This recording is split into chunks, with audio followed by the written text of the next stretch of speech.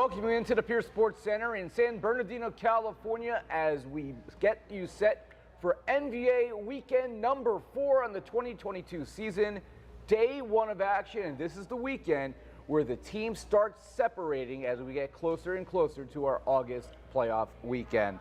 As we will take you through 4 matches today, I'm joined alongside Nick England, Matt Prosser, and Noah Chast.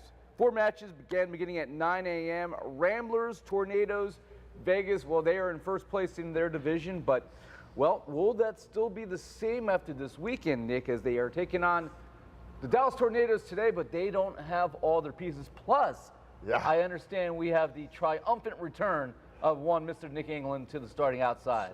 Yeah, it's going to be a weekend for the Ramblers. They are missing Ryan Mather, Jordan Hoppy, John Carlson, Kaveen Vaz, no coach. It is a bit of dire straits here for the boys. They got plenty in the middle. They got plenty of setters, but on the outside position, I'll be returning to the court today alongside of Ryan Schickling. So numbers are a little thin, but, you know, I think the more concerning thing is that currently the fun stat is the Ramblers have yet to ever beat the Dallas Tornadoes in the NVA. Last year, the Tornadoes had got their first win against the Ramblers in week number 3 and a massive upset to end their winless season. So seeing them return to form and be an absolute threat last event, definitely not a warm, fuzzy feeling for myself. Felix Chapman had a historic 36-kill match last event. So, yeah, he's coming off of a heater. They did lose to Seattle Sasquatch, with Felix Chapman having to leave a little bit early to catch a flight. So they're definitely not impervious, but we're going to see the likes of Peter Canole, Steve Roshitz, and a couple of other people returning this weekend that were not here last weekend. So while one roster is a bit depleted, the other one coming back kind of in full force. So this will be a heck of a battle to start the day. Yeah, and that's obviously key with Peter Canole coming back for Dallas, because without Chapman in the lineup, we did see just the holes that they do have in the lineup. Well, Chapman's got no flights to catch.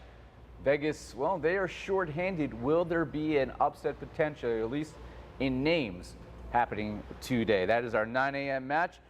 12 p.m. matchup, we'll see Mr. Matt Prosser back on the sideline, his Stunners against the Chicago Untouchables. OC still, well, they got time to make up ground here on New Jersey Freedom. 2 games behind them in the standings. New Jersey, who is not playing today, they are shorthanded this weekend as well. What do we have in store for the Stunners today against Chicago? Well, it's been a good couple of weeks for the Stunners in the practice gym. We've gotten our full group together for the first time this season. And so, you know, working on some certain rotations and lineups and getting those key players on the court. You know, not to overlook anybody here, the Untouchables are a very good team. They're very dangerous. They've got some good hitters, and they've got some really big gas tanks, right? We've seen them kind of fight some long 5-set matches throughout this season. And so, you know, for the Stunners, they've got to play their brand of volleyball. They've got to set that bar really high and maintain it throughout the entire match, no matter what the Untouchables bring to the court in terms of emotion and fire and excitement, because they are an exciting group to watch. I think the size goes to the Stunners in terms of physicality, but I think emotion and some fire, like I said, will go to the Untouchable side, so it should be a very entertaining match. Well, one way to shut down a team with fire is with the block, and no team does it better than the OC Stunners. That will be our 12 p.m. matchup today. 3 p.m., and this is a very interesting, this potentially could be our match of the day, as we have Southern Exposure. They are truly this weekend playing for their postseason lives against a Texas Tyrant squad that has lost just once in the 3rd event, the loss to New Jersey in a battle of the unbeatens. Southern Exposure, they've been in basically every match that they've played in terms of competitiveness, but the question is, how do they, when they start, Noah, very slowly, do they fold, or are they able to stay with the Tyrant squad that Texas for themselves has been a slow starting team themselves? Absolutely, and like you said, this is a key weekend for them, and at the last event they went 1-1, lost to the Dallas Chapmans, or the Dallas Tornadoes, and they got that win over the Untouchables. And you know, it doesn't really seem like they're trending upwards, but at least they're getting wins, and they need every win they can get right now, and so they have the energy, they have the talent, but they have a tough schedule this weekend. They're starting with the Tyrants, one of, you know, the top 4, top 2 teams in this league. So it's definitely an uphill climb. I think you'll see a lot of fight and really desperation out of them, because like you said, this is the weekend to make or break this team in terms of playoff chances. But they face a Tyrants team that, outside of the one weekend they didn't have Jose Malero, consistency in their roster has been their strength. Maybe the one team that's been playing with the same squad throughout the NVA season. So it's just a team that has so much chemistry and so much talent. It's going to be a tough hill for them to climb, but I think it will be an interesting matchup. And I do have something that we'll be highlighting today. It's a player from the Southern Exposure who's not with the team this year, but he's representing our country internationally on a pretty big scale. So I'm really excited to bring that to you. So that's something else to look forward to in what could be our match of the day, Ira. Yeah, and Southern Exposure certainly has been able to take players and push them on to even higher levels internationally. They have a tough weekend, as Noah said. They will be off tomorrow, but they will take on a Utah Stingers squad on Father's Day on Sunday. Utah, similar to Southern Exposure, is in a tough spot right now. Where will they qualify for the postseason, or will they be left out, which would probably be a shock to the NVA world? Final match today will be 6 p.m., and that will be the aforementioned Utah Stingers against the Seattle Sasquatch, who picked up their first win of the year against the Dallas Chapmans, but without the Mr. Chapman. So are you trademarking that? Yeah, I am. All right, Washington, you heard it's trademarked. It's like reach out and stuff someone. But this match right here on paper obviously may not have the sex appeal of the previous match, but Seattle showed us something. Yeah. If you take a key piece off the court, we're going to come for you. Absolutely, and that's one of those things that we look at is Sam Cole was absent last event for Seattle, and they were still able to pick up that win in 5 sets against the Dallas Tornadoes. So, we're noteworthy role player missing for Sasquatch. Cody McCracken has torn his knee meniscus. He will be out for the remainder of the season. During that Dallas Tornadoes warm-up, things weren't feeling right. Got it checked out, and he's out. So that means that they're going to be looking to Peter Silva, as well as hopefully Sam Cole this weekend. So they've got some guys that have shown a lot of firepower. Peter has been in the top 5 kill leaders so far heading into this event. However, on the other side, the Stingers now are returning all of the guys that they've been missing. We're going to see a Noble Romero, Soren Ngata Tufungo. We're going to see everyone back. The only name missing is going to be Russ Holmes this weekend. So he's actually out. Yeah, he's kind of a big deal. Yeah. But with him goes kind of like the coach character, and as well as just one of their most reliable middle blockers. So you'll see Sean Dennis on the court, as well as another middle filling in there, to be determined who that is. But again, I don't think that's enough to make up the difference that we're going to see here. Well, that's our 4 matches on tab for today. Noah's already told you about the work that he's going to display as one of our feature packages during that Exposure Tyrant match at 3 p.m. It's a part of the program where we do our picks for the day. I am still in the lead on the season. However, Mr. England had a nearly perfect weekend during event 3. He is hot on my heels, and we'll see if he's able to pass me by the end of Father's Day weekend. We'll start with the first match of the day, the Ramblers and the Tornadoes. And I guess I am up first here. And I am going to do something un-Ira-like, and I am going to, knowing the pieces that are missing today for Vegas, I'm taking the Dallas Tornadoes. I understand that. I feel that a little bit. Luckily, I put this roster together to win no matter who's there. Las Vegas Ramblers, ride or die. I would hope nothing less. Matt? Strong statement. Seems Nick, like a homer but well pick. I don't said, know. Yeah. It's got to be. Yeah. I'm going to go with the Dallas Chapmans, as Noah says, to Trademark. take this one. It's going to be a good match. I know that you do have the personnel that can definitely compete. I'm excited to see this match and call it with you, Ira, but I'm going to go with the Tornadoes on this one, Nick. Nothing personal. Not at all. And I'm going to hop on this train. I think both teams are just kind of on the opposite ends of the roster spectrum today, and I think Dallas are getting some people back. I think they take it in 5.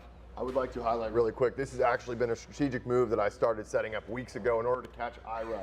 I knew that everyone would take the Dallas Tornadoes, and putting myself in complete control of the pick here to be determined. This is going to be an easy win in the first column there for Mr. England. Bet on yourself, Nick. Absolutely. Bet on yourself. The question is, hey, if Nick goes off and has like 4 kills today, then Las Vegas could win today's match. We'll move on to our 12 o'clock. Who got that in you? Hey, Maybe. statistically, if you look at points per set, Nick's actually still one of the leaders in the NVA. It's true. Don't I am a top 5 rated outside based on my overall performance from event 1. So don't sleep on the sleeve. 12 p.m. match will be the Stunners and the Untouchables. You didn't set up either of these rosters, so who do you got? Yeah, well, I'm not going to make this one personal for Matt. OC Stunners are going to take this one. I got to agree. Stunners in 4. Okay. Took the pick out of my mouth. Stunners in 4 as well. That's my thoughts. There are going to be like 27 blocks today for Nick West. It will be OC Stunners in 3. All right, that was a fairly easy one, so we move on to our potential, because, you know, sometimes these things change on the court, but our potential match of the day. Southern Exposure against the Texas Tyrants. Mr. Prosser, Mr. International 101, who do you got for us? Well, this is going to be an entertaining match for sure. Southern Exposure backs against the wall. They have to come out and win both matches this weekend. However, the Tyrants are just too strong of a roster, I feel like, and so I got to go with the Tyrants for the win today. Yeah, you made some excellent points there. I think it'll be the Tyrants in 4, but a long 4. A hard-fought match, always in it, but I think that the Tyrants just have kind of the more experience and the more talent on the floor, and we'll pull it out in 4 sets. I actually have only picked against the Tyrants once this year, and that was when they were missing Jose Malero. He is not missing this weekend. I saw him in the lobby this morning. So this is going to be a three-set win today for the Texas Tyrants. Yeah, I agree with that. I think the only X factor here is really, you know, can the middles get involved from exposure, or do the Tyrants have a slow start? I think outside bearing those two things, this is a Tyrants win. I may be sporting Southern Exposure attire as I walk down the boardwalks of New Jersey, but I am picking this with my head. We will move on to the final match of the day, Stingers, Sasquatch. Noah, you get to start us off on this one. Well, you know, seeing as I'm not officially in this picking competition, I might as well just go for something in giggles and just go for a pretty risky pick. I think we might see something from the Sasquatch today. I think that first win maybe gave them some confidence that we haven't seen yet, and they might play a little bit differently than they have before. Stingers have a lot more on the court than they usually do, but missing that coaching and just intelligence presence of Russ Holmes might hurt them. So I'm going to go against the grain, pick the Seattle Sasquatch. Wow. For the first time ever.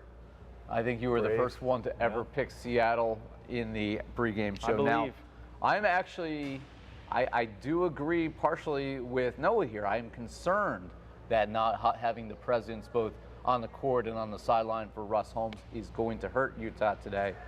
But I do think they will pull this out in 5. I will take Utah. I think we're giving a lot of confidence to Seattle, with all due respect.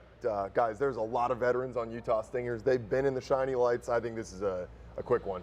I think this is Utah Stingers in 3. Yeah, I'm going to agree with you, Nick. I think the veteranship on the Stingers side is going to be too much for the Sasquatch to handle. Definitely riding some momentum off that victory from the last event, but it's going to be all Stingers today. Yep. So Noah and I are a little bit more confident. Seattle's got some punch. Noah's taking it to the next level. The first to pick Seattle. Do they pick up their second win in the NVA today? You'll have to stick around to find out. All begins today here at 9 a.m. Pacific. Our first match of the day. It's the Nick England-led Las Vegas Ramblers. Do they have enough, or will it be the Felix Chapman not on a plane Dallas Tornadoes? 9 a.m. 4 matches in store. Come back for more.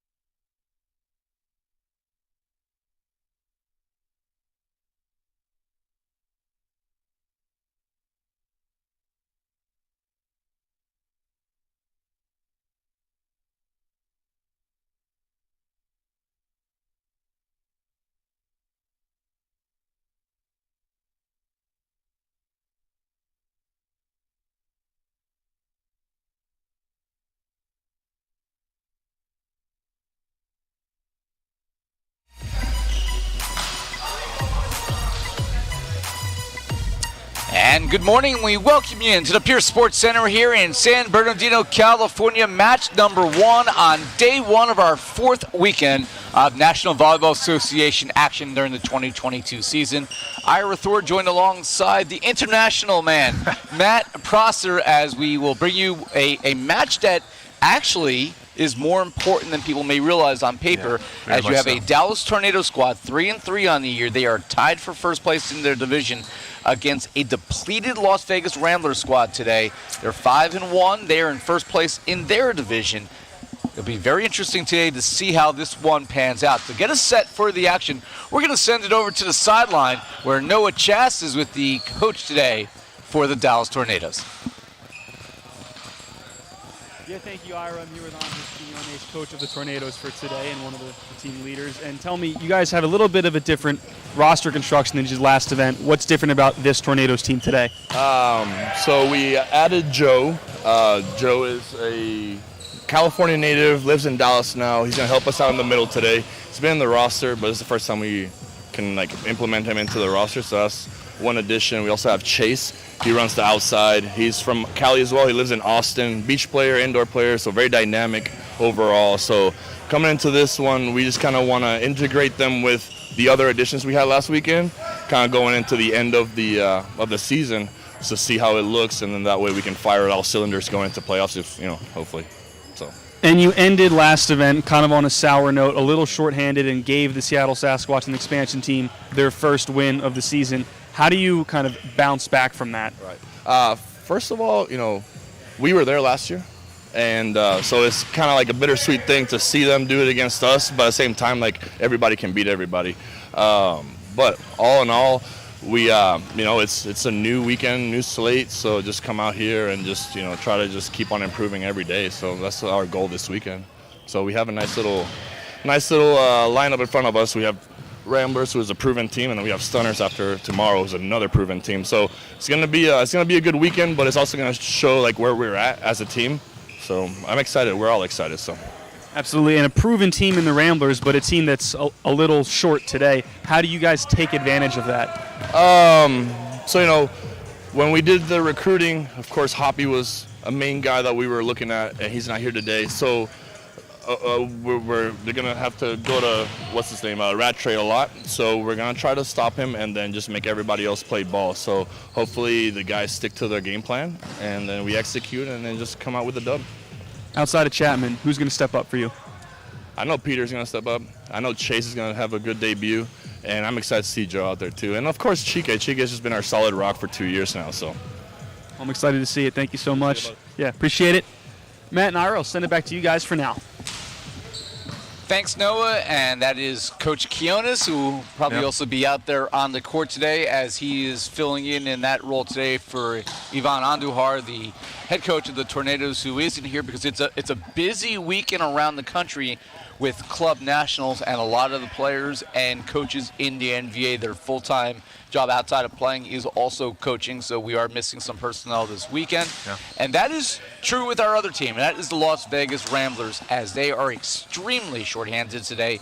They do have Brandon Rattray, and they do have Matt Knigge, who has certainly become a big part of that lineup, but they're missing a ton of other pieces, as we talked about in the pregame show. Ryan Mather, probably the most obvious. Yeah, very much so. I mean, fortunately for them, Brandon Rattray is here and will be playing. The biggest question mark for the Ramblers is going to be their outside hitter positions. Okay, Nick England and Ryan Schickling will be starting in those positions today, and they're very capable of it. However, they do sacrifice some size on their offense, and then also the block and defense as well with them on the court. It's going to be very interesting to see now Brandon Rattray playing right side today. He's absolutely dominant on the outside, but now he's going to be forced to get more involved in the blocking scheme today. So we'll see if he's able to score some points in ways that we don't traditionally see him pile them up. Probably going to see him get a lot of set attempts today, attacking opportunities from everywhere on the court for Brandon Rattray, because in that opposite position, that player usually gets a lot of the broken passes, the high ball sets to the right side.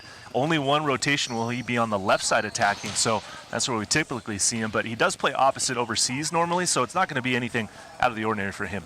Well, it'll be a treat to see for the NVA fans. And speaking of treats for NVA fans, Well, in the lineup today will be our partner. He's not on the call because he is wearing the sleeve, and he's also coaching today for the Las Vegas Ramblers. It's Nick England, and Noah Chast will have a word with him on the sideline. Yeah, Ira, it's fan favorite Nick England, player, coach, GM, broadcaster, man on the mic. You do it all. What do you need to do today on the court to help your Ramblers?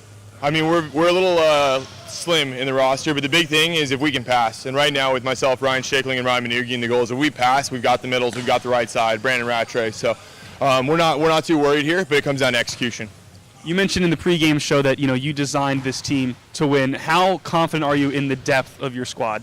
I mean, I've got 20 guys so that I can get 8 to show up here. I've got 3 setters. That's my only subs, and I'm very confident the boys are going to come out and play well. So it's next man up. There's no excuses, no regrets after the fact. You got to come out and play and earn your keep. You've seen firsthand what Felix Chapman can do on the court. How do you slow him down? A couple block touches here and there, but I'm not worried about what he can do. I've got Matt Canole. I've got Brandon Rattray, so we've got weapons too. We didn't come into this fight just ready to roll over. So, he's going to get his, but we're going to get ours too. If you could say anything to the fans at home, and especially your dog Ollie right now, what would you say?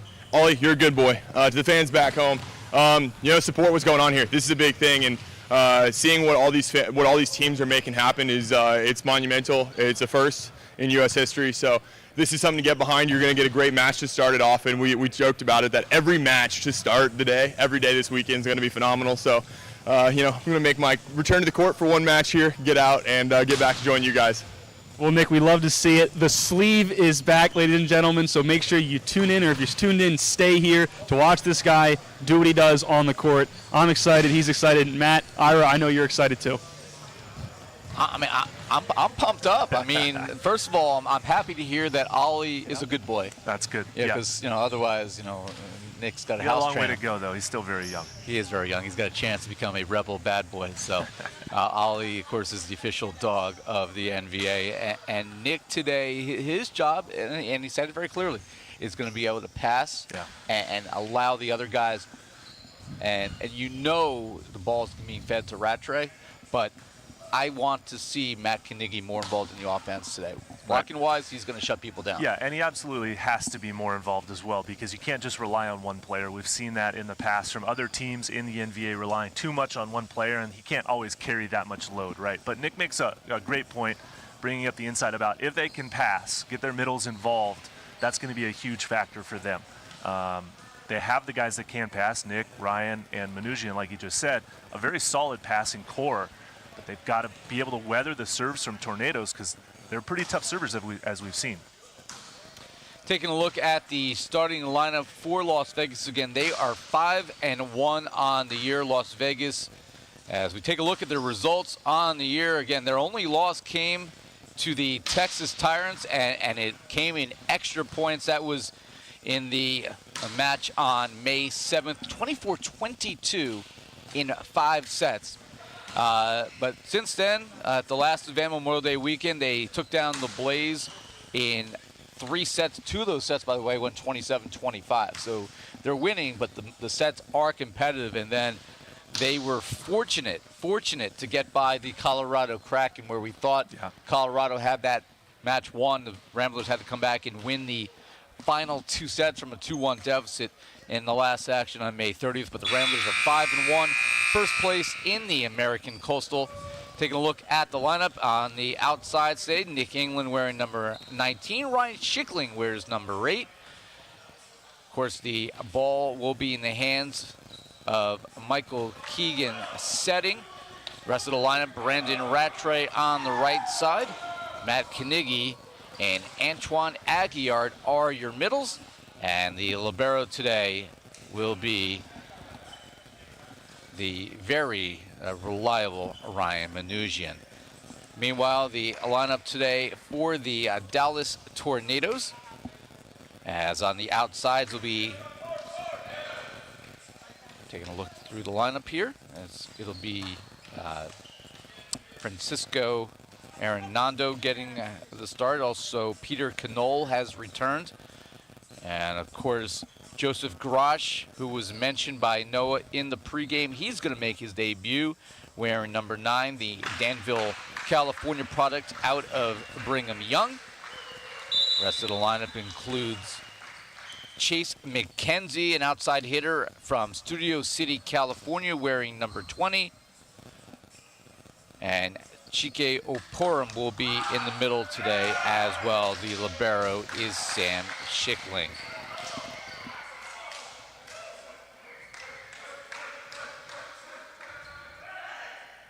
Handshakes are done, and both teams out onto the floor. There you get a good look at the Ramblers. They're wearing black today with the gold numbering, and Dallas Tornadoes will be in their traditional light purple visiting uniforms, as we are just about to get underway here from the Pierce Sports Center in San Bernardino for event number 4 of the NVA 2022 season, Ira. And of course, the one player we did not mention in the starting lineup is the obvious Juan Felix Chapman, who we know how valuable he is to the squad. Number 18, the 6'8" product of Grandview University, former NAIA National Player of the Year, put on a performance for the ages. And that came during the Memorial Day weekend event when in a 3-2 win over Southern Exposure, he planted a NVA record, probably a professional men's volleyball record in the United States, 36 kills. And then the next day, he was, well, equally effective early on against the Sasquatch, but had to catch a flight. You know, sometimes based on where in the country you are, there's very limited flight options. Yep. And he left. It was a 2-1 lead for the Tornadoes, and the Sasquatch, well, they rallied back. They won the fourth set 25-15, and they were dominant in the last set 15-9 to get their first wins as members of the NVA. So we know how important Felix Chapman is. We know how important Brandon Rattray is. And these teams take the court. Dallas is 3-3 on the year, tied for first place in the American Central with the Utah Stingers. An important match today for the Dallas Tornadoes in their second year in the league. And the first chance of swing today, Brandon Rattray out of the right side, misses long.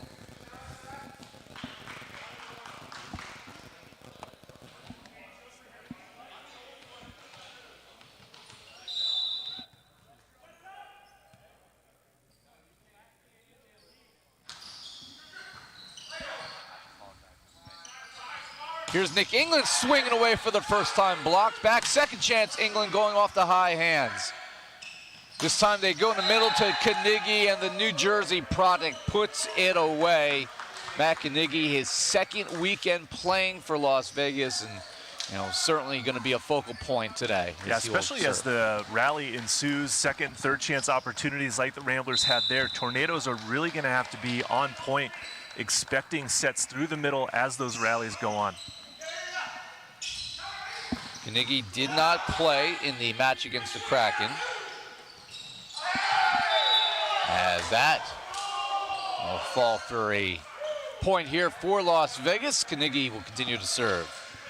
Nick England getting on the board with his first kill. That was his third attempt.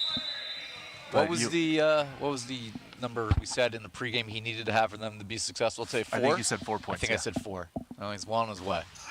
And that's too long by Carnegie.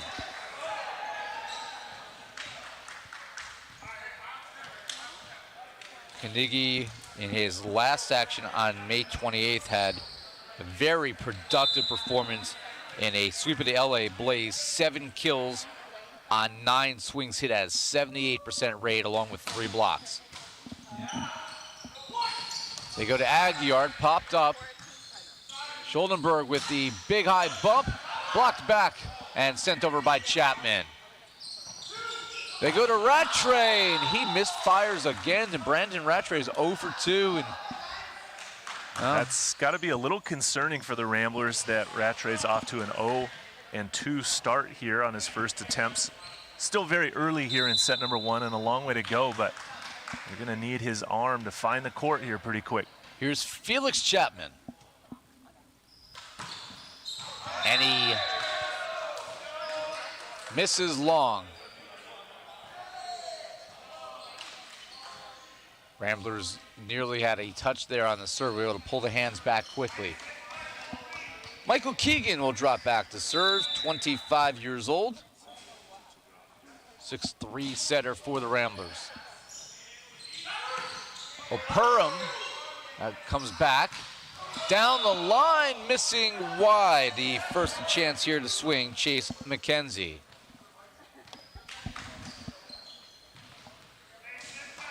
Well, Tornadoes definitely want to utilize their middles as well. Operum and Grosh will be very key for them in their success today. Got to get them activated as well early on here. They go to Chapman from the back row, and he just slam dunks it down. Only one blocker up for the Ramblers side against Chapman, and that's going to be advantage Chapman every single time, Ira. The blockers for the Ramblers have to stay in and really key on Chapman wherever he is. The way he's been playing this year, I don't know how much the block even matters. He's been finding ways to elevate over blockers who are Very true. Same height as him. Very true, but at least help your chances out by getting 4 hands instead of 2 in front of him. Absolutely, as that is blocked back. You go right side. England was put in a tough spot and still was able to work out the kill off the block. Credit Nick. Nick's got 2 points now, halfway to that total that we talked about. Was it 4 points per set? No, I think it was 4 points total. 4 kills total was because I expect him to get an ace at some point. England's going to serve. Good pass by Chapman. Oh, that is just slammed down by the Tornadoes. What a swing. Joseph Grosh, first chance we've had to see him swing away. 6'7" middle blocker from Danville, California. And that's exactly what the Tornadoes need, right? To take some of that pressure off of Chapman, they have to run some offense through the middle when they get the opportunity. Here's Peter Canole. And this time Brandon Rattray basically swung uncontested and didn't even have to do too much, just put it right in the middle of the court. Yeah, very much so. That's a matchup that the Ramblers are going to want to highlight, with Rattray hitting against the 6'3" outside hitter McKenzie on the left side for the Tornadoes, number 20. So we'll see how often that matchup gets highlighted throughout this match. Left short by Aguiar. 6-6 is your early score here. And we're going to look here at Chase McKenzie, 6'3" outside hitter, attended University of Texas. England with a pretty pass, and Carnegie swings away. And England sets up Brandon Rattray, who puts away his second kill. That's a good sign for the Ramblers, as Rattray had to hit against Chapman and Grosh that time, 6'7" and 6'8", so better swing, but you could see Rattray attacking the seam between the blockers that time. Brandon Rattray to serve away, left it short. Rattray, who did not play in the first weekend of the season. Second weekend, he was back on the court, but was actually sick much of the time. In fact, had to check himself out partway through the Texas Tyrants match because of illness. Came back late, but wasn't enough. Carnegie off the high hands of Operum for the kill. Yeah, Rattray was a little under the weather that weekend, had to take a little timeout to make a phone call. That's a nice way to say it. Doors, we should say. But a nice side out that time by the Ramblers, as Schickling will serve. Pass a little bit off by Chapman. He swings away, blocked back, run down by Schuldenberg. And a back row violation here on Las Vegas, over the 10-foot line, and the side out goes to the Tornadoes. A really nice dig by Manouchian that time. However, Ryan Schickling getting his feet on that 3-meter line, causing that backcourt violation. You call it 3 meters, I call it 10 foot. I like Imperial. Matt prefers the metric. 3 meter, 10 foot. We'll call them, it's all the same. I think Agree it to depends. disagree. I think it depends who you're broadcasting for. Are you, if doing American matches, we use Imperial. If you're broadcasting international matches, We'll go back to metric. in Yes. Italy from California, then let's go with metric. That's fair. I'll be better. Sorry about that, Ira. Matt, of course, is now Mr. Worldwide. Ooh, so are you. This is a worldwide broadcast. But I mean, you're literally broadcasting matches in other countries while you're in this country. This is true.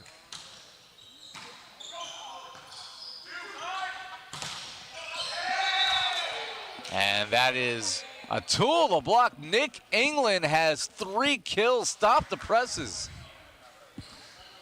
Now he's showing off for Ollie, who's in the house now. So making sure Ollie knows who's boss and that Dad can wear some different hats here. Is Ollie actually here today? He is. He's over there in the stands. I see him. Right side, Rattray off the top of the net, covered by Schuldenberg. Chapman, oh my, just power from the right side.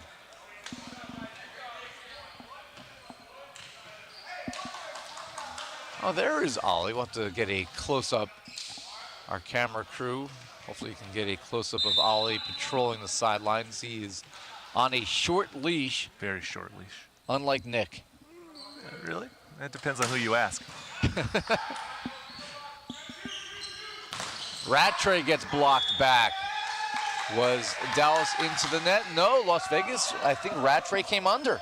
Yeah, Rattray, center line violation there as his momentum carried him into Chase McKenzie's block and underneath that center line. So point for the Tornadoes. And Rattray taking off from behind the 3-meter line, and not always easy to stop your momentum when you're hitting off balance. Here's Felix Chapman to swing. 11-9 Tornadoes on top. That's left short. Of course, in the pregame show today, myself, Matt, and Noah all picked the Tornadoes in a potential upset today. Nick had to take the Ramblers because, you can't bet against yourself.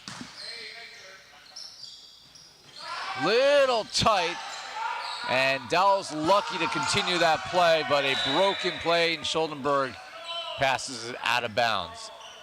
Well, that's a very unfortunate circumstance there for Dallas. They had a great chance to recycle it, get a second chance opportunity, but the set going out of bounds and over the net, just out of reach. Just based on the positioning that Francisco Arredondo, the setter, put the ball, that wasn't going to work out well for Dallas anyway.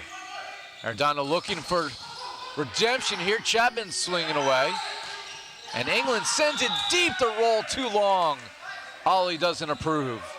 Well, you like to see the Tornado offense continuing to evolve with Chapman coming back on that 40 big attack, the back, quick out of the back row. And then Nick England trying to go with that beach high line shot that he's been practicing during the week, but just missing it. It's actually my go-to trouble shot, but it's a little different on indoors versus sand. Chapman doing a good job of pulling that one back. This one's coming our way. Canole's able to tool the block for a Dallas point. You have to give credit to Felix Chapman that time, getting very deep off the court to play some defense off the deflection, got the dig, and then the counterattack from Canole is offensive. He read that really well because that was high off the block, and he seamlessly was able to drop back about 5 feet off the court and set that entire play up. Oh, cross court, Brandon Rattray swinging from the outside with authority. Yeah, pretty sharp angle there that time from Rattray, and that's a little patented Brandon Rattray left side attack that we've seen throughout the season. Rattray has got 3 kills. That's tied for the team high so far with this guy, Nick England. He's serving. That might come over on one and back in one. Put away. The good serve from England allows Ryan Schickling to swing away. Wow, that wasn't a good serve, Ira. That was a great serve, resulting in the overpass, and Ryan Schickling, the benefactor of that one. So you're basically saying I'm not giving Nick enough credit. I mean, are we too hard on him? maybe sometimes. Is the bar too high, or is it too low? Well, this time it's too long.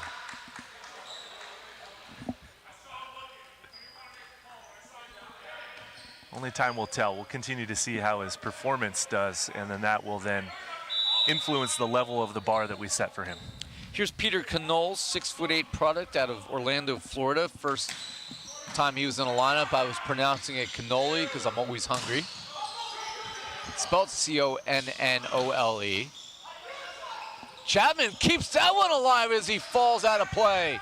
And a chance here for Las Vegas on the second try. No, Rattray too long. And he thought that was in. Be interesting to see if there is a challenge here from Las Vegas. And they will indeed challenge. But regardless of the outcome of the point, credit to Felix Chapman. They rely on him for his offense and his ability to lead the team in that category. But my God, he's now played 2 tremendous defensive plays. He's showing his range is not just limited to swinging. Well, yeah, Felix Chapman is the all-around player. He can serve very well. We obviously know what he can do offensively. But yeah, he can play some defense as well. He puts himself in the right spot, has good court awareness and some very high volleyball IQ, as we like to say. And he's continuing to prove that to us. So they will challenge in or out. Our officials for this match today, Joe Aguiar is our R1. Patrick Bradley, who is now infamous from the NVA short film on the replays for the year. And that was a quick replay. Very Las quick. Vegas knew right away that felt in. And it is indeed in as Las Vegas wins the challenge. And replay, once again, gets the job done. Our line judges, by the way, are Robin Burton and Steven Shepard for this one. Kate Mahoney. Can never give her enough of a shout out. Running point here on the sideline. Official scorekeeper. Couldn't do it without her. So now, instead of being a lead for Dallas, we are 14-14. This, however, put away by Chase McKenzie, getting his number called again. And McKenzie will drop back to serve. Chase McKenzie making some good contributions so far, and the Tornadoes will need that from their role players here throughout this match, as everyone in the gym knows that Chapman and Canole are going to get a lot of action, but they need production from their middles and also McKenzie on the outside. Dallas is missing some pieces this weekend. They don't have Angel Rivera in the middle. They don't have Steve Roshitz on the outside. So some of these rostered players who haven't seen action this year are going to play a bigger role, as one of them, Chase McKenzie, the newcomer, leaves it short. So this is a 15-15 contest. We'll have a technical timeout coming after this next point, and Brandon Rattray would like to put his team in the lead. Rattray misfires that one, cannot be saved, and we will head to the technical timeout with the Dallas Tornadoes on top by 1. 16-15. We'll be back for more here, set 1 in San Bernardino.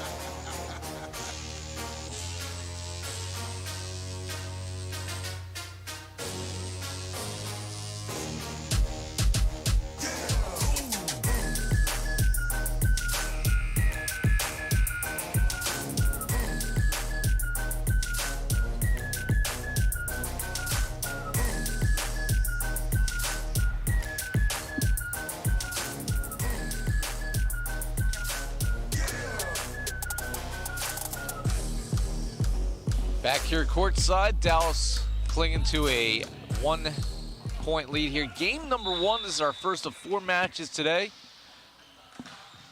Be a good one coming up next.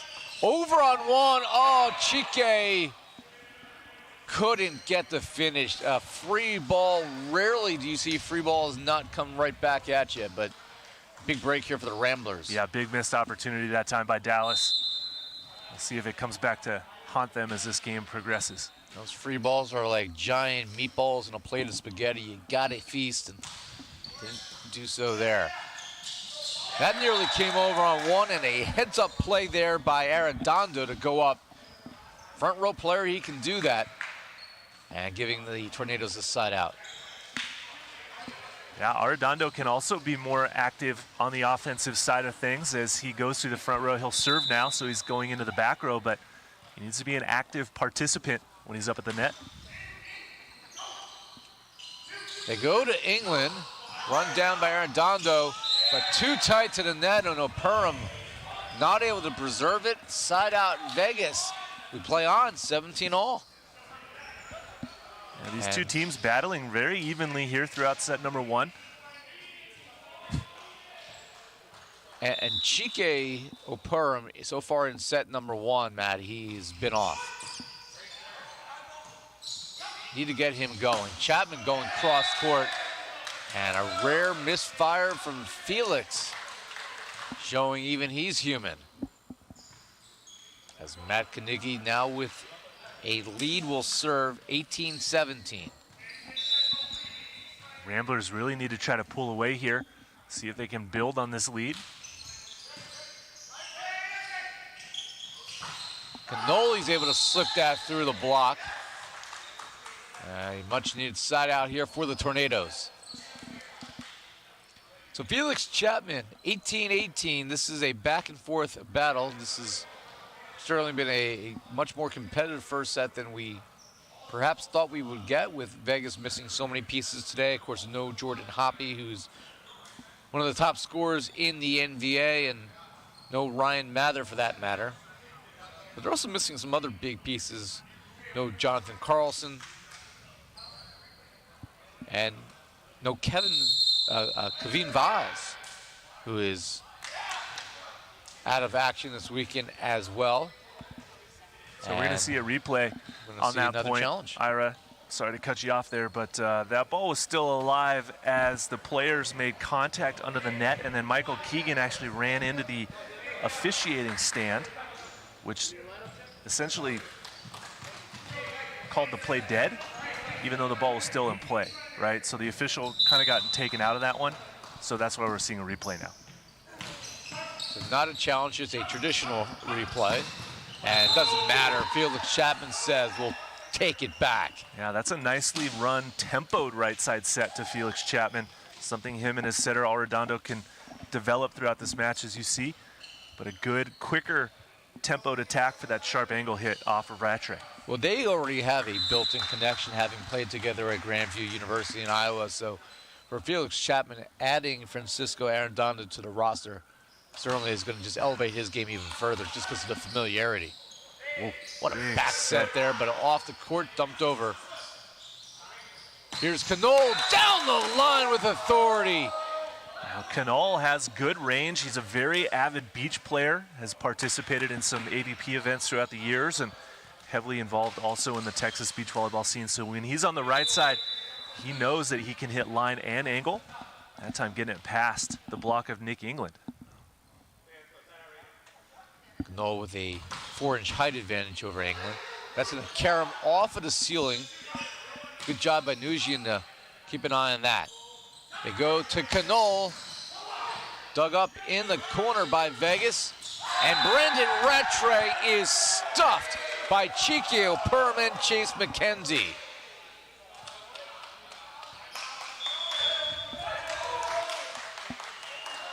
And the Las Vegas Ramblers are going to have to utilize a timeout here, as the Tornadoes have their largest lead since early in this set, 2018. So Nick England is kind of the player coach this weekend, as so many pieces are missing, including head coach Vinny Rodriguez, who isn't available this weekend as well. It's tough just with the timing of these tournaments around the country. The NVA schedule is set, right? We start in April because that is when anybody who's playing internationally by then has returned. We wrap up in August because anybody who plans to go back and play in Europe will also head back probably by mid to late August. And all of our events are 3 weeks apart. They're all spaced out appropriately throughout the year. Problem is you also do have players who have other responsibilities outside of their pro volleyball because they are coaching.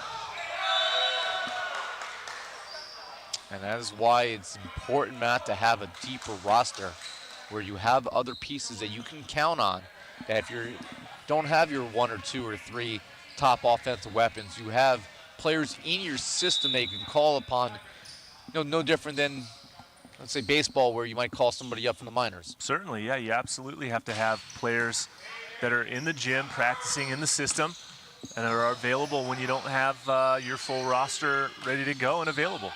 Brandon Rattray, been a little cold for his standards here in this first set, and on missed touch by Ryan Manoujian, as that one maybe had a little slime on it, slipped through his grasp. And not very often do you see the slippery ball go through Manoujian's hands, especially on a ball that didn't have a lot of pace behind it that time. Now, Manoujian very reliable. He'll be 30 years old this November. He's been a backbone for Las Vegas, but now the Tornadoes with the lead and Operum the serve. And that one couldn't be handled by Chapman, so Aguiar gets involved. Oh, a nice run through the middle that time by Aguiar, the former Long Beach State middle blocker. But for the Tornadoes, their defense really needs to pick up. Only clinging to that 1-point advantage now as England gets ready to serve. So Nick England has his personal photographer standing behind him to capture this. They go a little tight to Canole. That is blocked back. Schuldenberg is there. Reach out and stuff someone. Aguiar and Rattray able to stuff Chase McKenzie, and we are all square at 21 all.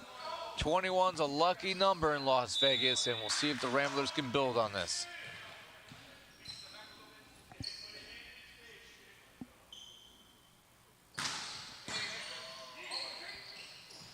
They go to Canole, the crafty beach roll shot. Oh man, pulling out the full bag of tricks.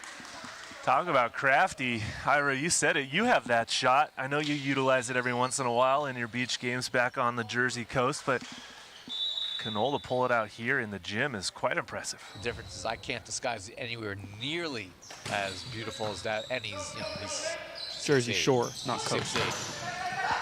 And you have, by the way, you have been corrected by Mr. Chast over here. On the West Coast, it's called the coast, but in New Jersey, it's called the shore. The shore. Yes. You say, I'm going to the shore, not the beach, not the coast. I'm going down the shore. Lojola. Chapman from the back row, and Aguiar couldn't keep it on the court, and Felix getting involved from everywhere. Now, this is the part of the set that you would expect to see Chapman really take over, right? Call it the business end of the set. Last 5 points when you want your best players producing those points for you, and Chapman did that time. We'll see if he can get a block here for a point as well. I like that, the business end. This is where you cash in. This is where you earn your money. And money not earned there, as that is well wide. And we're all square again, 23 apiece. So Brandon Rattray, the numbers may not support it, but he is one of the most dangerous servers in the league. And nearly gave Schuldenberg a haircut there. Sails just wide. Nearly a haircut, you're right. Taking that ponytail right off almost. As Rattray's got a pretty unique serve. He likes to put some side spin action, some English on it. That one almost caught him, but just missed. So set point now for Dallas. Here is Joe Grosh to try to end it. That's off the mark. Carnegie this set. Chapman's there for the dig. They go to Chapman out of the middle. down the line. That will find the court for Ryan Schickling. And Las Vegas staves off that set point. What a swing by Ryan Schickling. Brave to go down the line and challenge the block, but also very smart and aware to see Arredondo there and not hit cross court into Chapman.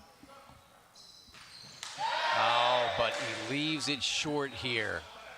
So after picking up his second kill to extend the set, now this will be set point number 2 as they will hand it to their setter, Arredondo.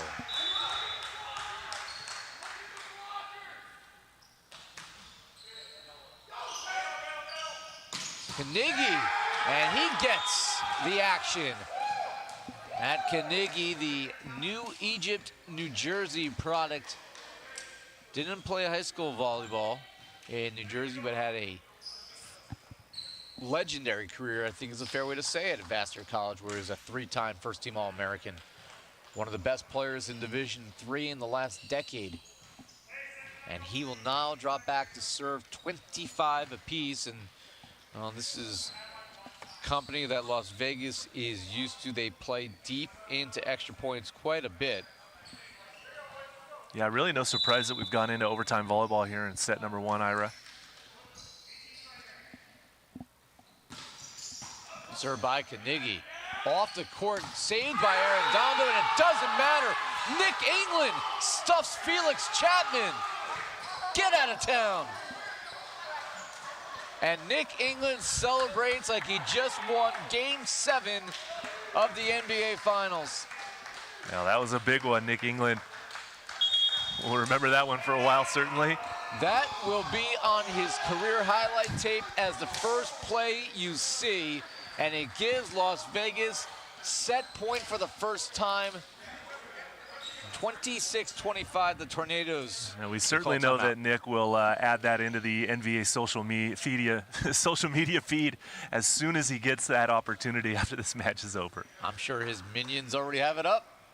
And Nick has his own set of minions. They're busy here cutting that highlight down. Ollie couldn't handle himself. He needs to be corralled on the sideline. Chapman, that is the one spot on the court where Felix absolutely just takes over down the line, eats it up, and Nick read it well. Maybe that's a bonus, though. Nick has spent so much time calling Chapman's matches on the sideline. He kind of has an idea what he likes to do. Sounds like it, yep. And this will be set point for the Ramblers. Here is Carnegie.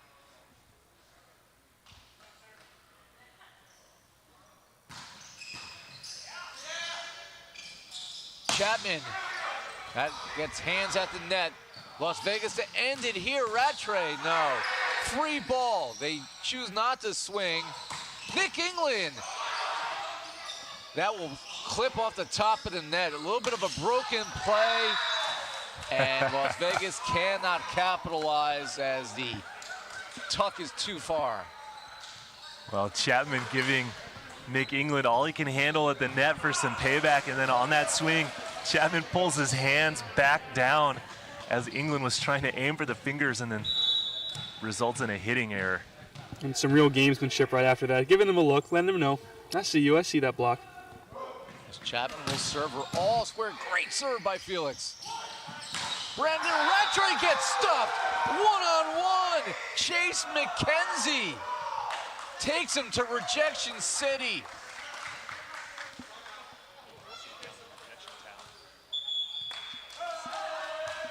And the Ramblers use their second timeout as the pendulum swings back Dallas's way, 27-26.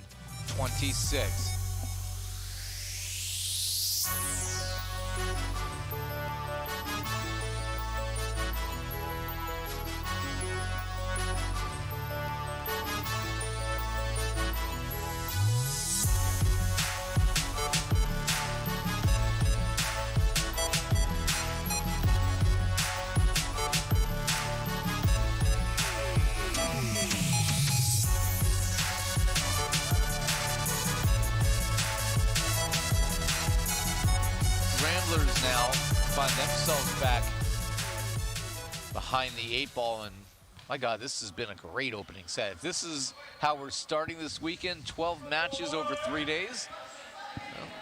Better get comfortable. Yeah. We're going to get some coffee delivered over here and some brunch. Fans at home, hopefully you have a stocked up fridge. It's going to be a fun weekend. Weekend number 4. Chapman to serve for the set, and he gets the ace, goes down the line, and it doesn't matter. Nick laid out, and just too much Felix Chapman when it mattered most. As the Dallas Tornadoes prevail 28-26. And they lead the match 1-0. We will take a break, come back for game number 2 here in San Bernardino. Great one on store.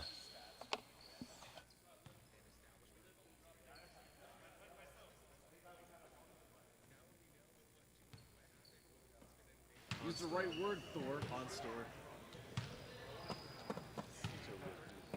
Canole, OnStar, lost in the mountain. Also, someone in the chat says it's Manugian, not Manugian, like a G.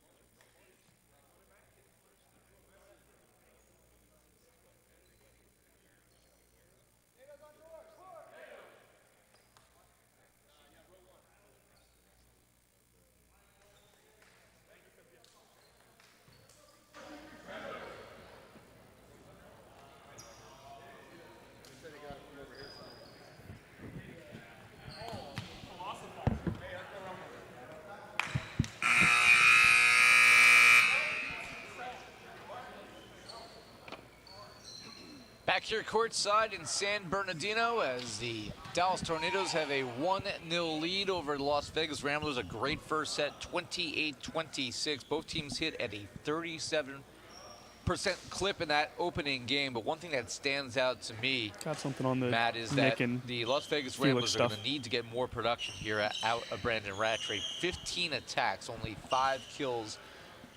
He is one of the faces of the NVA, and with so many pieces missing today for Las Vegas, he needs to carry a heavier load. Yeah, not surprised to see the 15 total attempts there, but yeah, 5 kills on those attempts, 3 errors and 2 blocks. So I think Noah's got some insights from the Ramblers sideline. Noah, what do you got? It's actually from the Tornadoes sideline, and if you think, celebrations that Nick England had don't matter and players don't pay attention to that, you're dead wrong, because Chapman, telling his players on the bench when he saw Nick celebrate like that, he remembered it, and he took it into account, and he kind of rallied him up. And so that's something where it's kind of a double-edged sword, that you might rally your own team by providing that energy, but you also might inspire the other team to kind of take a vengeance. Guys? That's a fair point, Noah. Anytime that you know, you show the energy after a big play.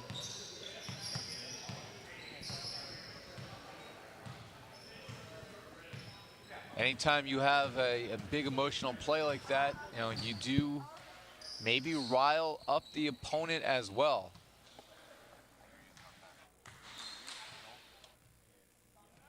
I think we're having some audio problems courtside here, so if you have difficulty hearing either me or Matt or Noah, we do apologize. We'll have that checked out by our technical crew. Matt Carnegie sends that one a little too long, as Felix Chapman will serve here for the Tornadoes. What's that? I lost you.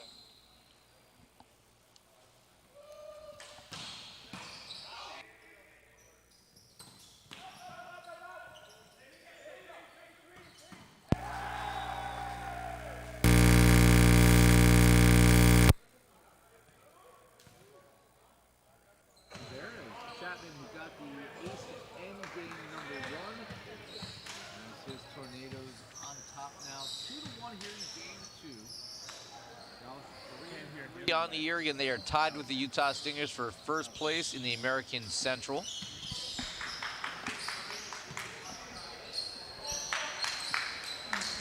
Tornadoes will play Matt's OC Stunners tomorrow. That'll be their 8th match of the regular season. All teams play 10 regular season matches, hoping to qualify for the playoffs, which begin the first weekend of August. And Nick England, look at that, folks. He has reached the magic number. 4 kills. Well, we all expected him to get there, you know, at least to the number, but let's see how he can finish as, you know, the Ramblers have a pretty big hill to climb here after losing set number 1. I'm just very pleased I didn't, you know, bet drinks or anything, because, you know, I don't need to give Nick any more motivation. That's true. That's true. I wisely kept my wallet in my pocket. Yeah, fortunately, there's no money on the line here, at least within the gym. Perhaps out on other platforms there might be. But well, we can't control what happens outside the gym. Control what we can control, like Nick England dropping bombs down the line. I think Nick's a little frustrated on how that set ended after getting that big block on Chapman, and then Chapman returning the favor and acing Nick England down the line for that set 1 victory. I don't know if you want to get Nick upset. Clips the net. That is covered by Rattray. England from the back row. That's going to fall in. England able to whip it off the hands, and look at this. Nick is carrying the Las Vegas Ramblers. Well, that ball's got to get picked up from the Tornadoes' defensive side. It was a good deflection on the block, but nobody ready to play it. So a missed opportunity from Dallas there. 100%, Matt. They had plenty of time to read that off of the block, and just a little lazy there defensively. Here's Rattray doing what he does. Now Rattray finds that seam in the block as Grosh couldn't get shoulder to shoulder with McKenzie, and then Rattray exposes it for the point. We say hello to all of our fans watching and discussing this match in the live chat on our YouTube broadcast platform. That is left short. One of the fans is Nick's brother, Phil England, who is watching hey, this. Phil. Where he's probably still overseas, right? Yeah, pretty sure he is. He's in Asia. He's over in Bali. Bali. Living the dream. That's Phil, good. hope you're enjoying it, Pretty though. good life. I mean, it's nice to see that they can watch this early in the morning in Bali, as that is planted down the line, but wide. And That side attack off went Dallas. outside the antenna, Ira, which is not allowed in the game of volleyball. It's good that they have rules.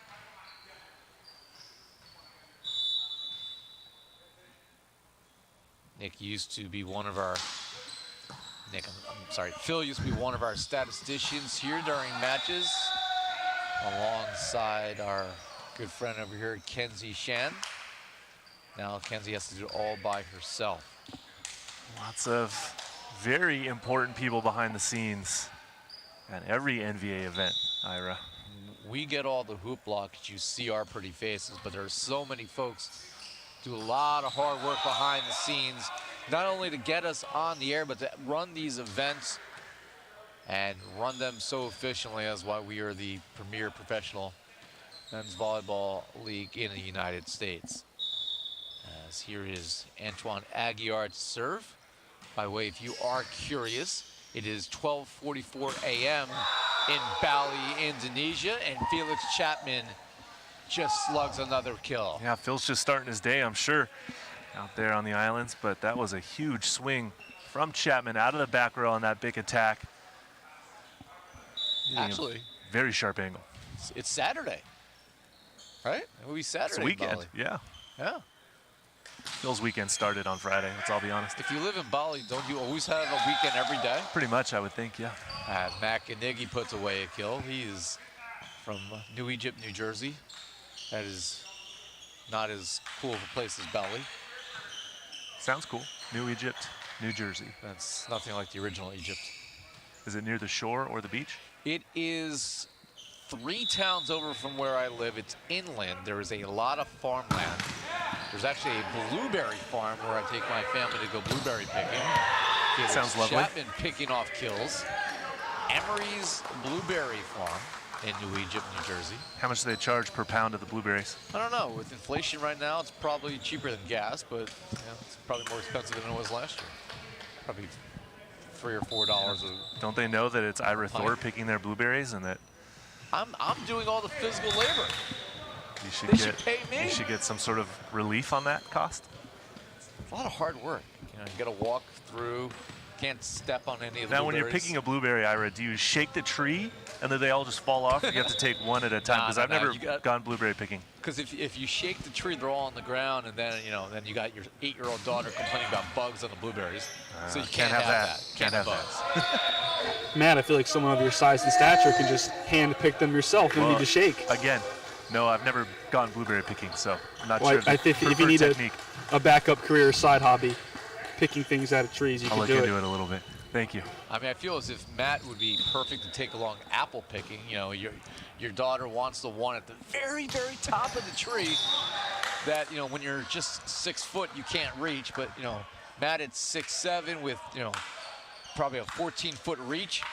He can get the one at the very top of the tree that only the squirrels can get. Yeah, that's why they put me in the middle to play middle blocker when I first started playing this lovely game, so. Well, number 16, that's Francisco Arredondo. 16, the same number of blocks that Matt once had in a collegiate match. And the kill from Rattray side out as Las Vegas continue to cling to a 3-point lead now. It's 11-8. And here's Matt Kanigi, who, well, he got us going on his tangent based on where he lives in beautiful central southern New Jersey. Yeah, and during that tangent of berry picking, the Ramblers were able to build this 3-point advantage. Now 4 points. England cross court. So the Ramblers playing with a nice sense of urgency here in set number 2. By the way, Phil says in the chat that he is not starting his day. He's actually ending his evening. So he was out on town on Friday night in Bali. Exactly what we'd expect from Phil, England. If we are ever lucky enough to get out there, he's going to have to, Just waiting for the invite, Phil. Just waiting for the invite. I don't know if we can afford the flights right now. Oh, Phil can sponsor us. Here's Canole off the high hands. Canole went down, so there's no blocker on the right side. And this one came back. And the call is a blocking error on the Tornadoes. Michael Keegan took the ball, I think, off of the face, so he was shaken up for a moment. But the point goes to Las Vegas and a 5-point lead as the Ramblers beginning to pull away in the second set. Big serve from Kanigi. Chapman down the line, misses wide though. And that is now a bit of concern if you're a Tornado fan, because it's now 3 errors from Chapman with just 5 kills. Well, the service pressure from the Ramblers has really been something that has allowed them to build this 5-6 point advantage now, and especially from Keegan here from the back row and the inline. Chapman swinging away this time again with the misfire, and if I'm the Tornadoes, I'm talking this one over. I would maybe consider a challenge just to slow down the momentum, not use a timeout, but doesn't seem like we're going to get that. You know, that's an interesting thought you have, and it's one usage of the system. You have 3 challenges that you can use in the first 4 sets. Of course, if you win the challenge, you keep it. If you lose it, you just get an extended timeout. Purim, Rattray got a piece of it, but not able to keep it on the court. And after the Ramblers scored 5 in a row, side out finally to Dallas, but they find themselves in a deep hole, 15-9. Well, that was a much needed side out for Dallas for sure. Schickling pursued it well off the court. Nice effort from the Ramblers side, just not able to bring it back. So Chapman now will serve. See if he can put some service pressure on Las Vegas. Good pass from Nick. And that results in Aguiar just burying it. Something that Ramblers didn't use enough of in set number 1 was their middle attacking, but that is a nice quick attack that time. Well, pretty pass allows you to set up that middle attack. And Las Vegas with a comfortable lead as we head to our technical timeout.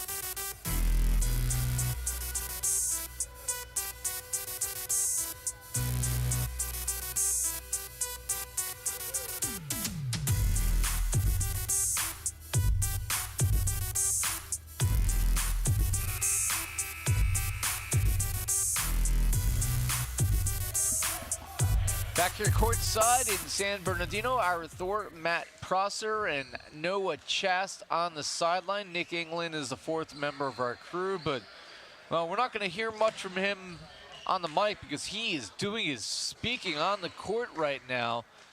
And Michael Keegan will now serve as the Ramblers trying to build upon a convincing lead here, trying to answer here in game 2. And that's an answer for Dallas. Chase McKenzie with the winner. Yeah, McKenzie with a strong attack from the left side right there. Just what Dallas needed after that technical timeout. By the way, the match leader in kills right now. Don't say it. It's true. Nick England leading all players with 9 kills. That one, however, did not go over Aguiar with the misfire. England's got 9 kills. Rattray's got 7. Noah's impressed. I am, and one thing about Nick filling in today, he's not only filling in on the court, he is kind of representing that coaching role. So he is representing that leadership. So honestly, I'm not surprised he's leading the team in kills, or leading the match in kills, because he's the one who needs to step up really on all phases of the game, internal and external, for the Ramblers. He's done just that, leading the way. 9, actually got 10 total points, because don't forget the big monster stuff that set off the celebration of all celebrations. By the way, if I was in Nick's shoes, I would have done the exact same thing. Exactly. I mean, blocking Felix Chapman doesn't come, it's like a lunar eclipse. It happens now and then, but not very often.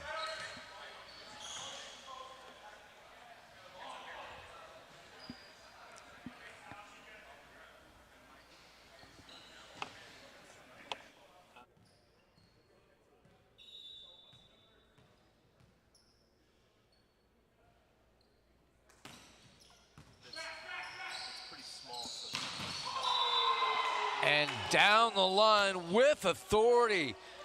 Ryan Schickling delivers.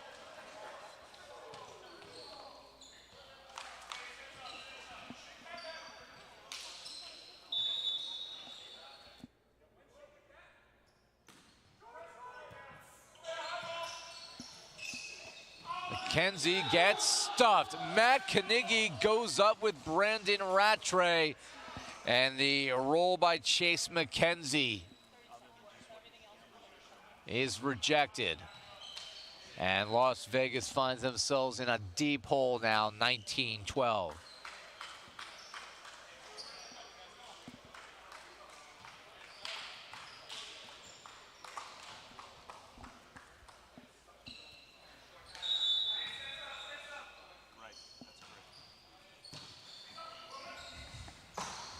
And one more time, it's Carnegie's world. The Ramblers are taking advantage as the Dallas Tornadoes have no answers here in game 2. Timeout, Coach Quiones. That's great news if you are the Las Vegas Ramblers. If you got Carnegie now, rolling at the net and just shutting the door. Unless you're gonna just feed, Bix to Chapman all day, there's not gonna be a lot of answers. Well, yeah, the Ramblers going on a big run early on in this set, and Dallas definitely reeling, so a very good response from the Ramblers after losing set number 1. Dallas in a bit of a tight spot now here, down by 8 points in set 2. Well, they do have the 1-0 lead, so they have the advantage coming in. I don't think anybody thought this would be a 3-setter anyway. Las Vegas trying to answer after they were right on the doorsteps in game 1. Could easily be going for a 2-0 lead. Canole with the roll. Keegan was there for it. Here's Rattray off the hands for a winner, his 9th. Rattray's been a little steady as well here in set number 2, a little better than set 1 for the Ramblers, so that's a positive sign for them. Here's Aguiar to serve. 20-12, 21-12, I should say. Chapman from the back row. England with a big dig to keep that one alive. And then a misfire as Arredondo was trying to attack on 2, and that one sails into Burbank. That was a little strange there. Unconventional volleyball being played as Rattray showing why he's not a setter. But Ramblers still able to score the point. Nick England is doing some surgery to the court as he laid out and slid probably about 10 feet. You call that surgery? I call that mopping. Oh, he's got to be very precise here, because if not, somebody can get killed, and it'll be him. That's his area he's Well, the controlling. Ramblers have a very thin roster this weekend as well, so no injuries can be taken or sustained by either of these teams. They have 2 subs, Las Vegas does. Tanner Maxwell, who is their other setter, and Spencer Andrews, who is also technically a setter. So yeah, that's 2 more subs than Dallas has. Fair, but other than player coach. Offensively, that's really not much you can go with. And here is Aguiar, 23-12. The Ramblers, they are running away now. Here's Chase McKenzie, tooling the block.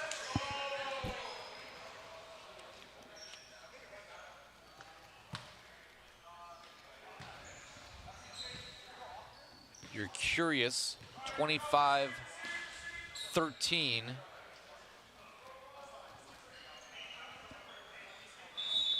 Correction, 25-16 is the largest, most lopsided score this year for the Las Vegas Ramblers.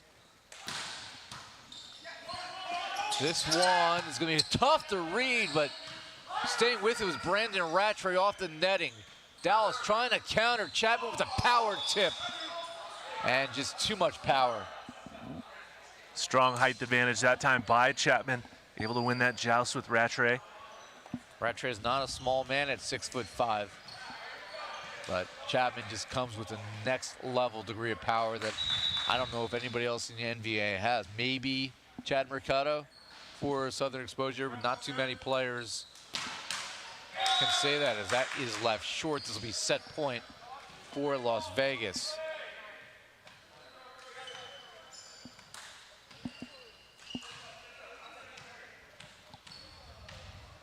And here is Rattray serving for the point and the set. Too long. And that makes it 24-15. Set point number 2 coming up. It's just not a matter of if, it's a matter of by how much, what will be the final score here in this set, and how short of memory Dallas has. Carnegie off balance, not the best set in the world, but you know, with his height able to make it fall in, and the Las Vegas Ramblers with the answer. Their most dominant set of the season, 25-15, and we are even at 1 set apiece. We'll take a break and come back for game number 3 here at the Pierce Sports Center.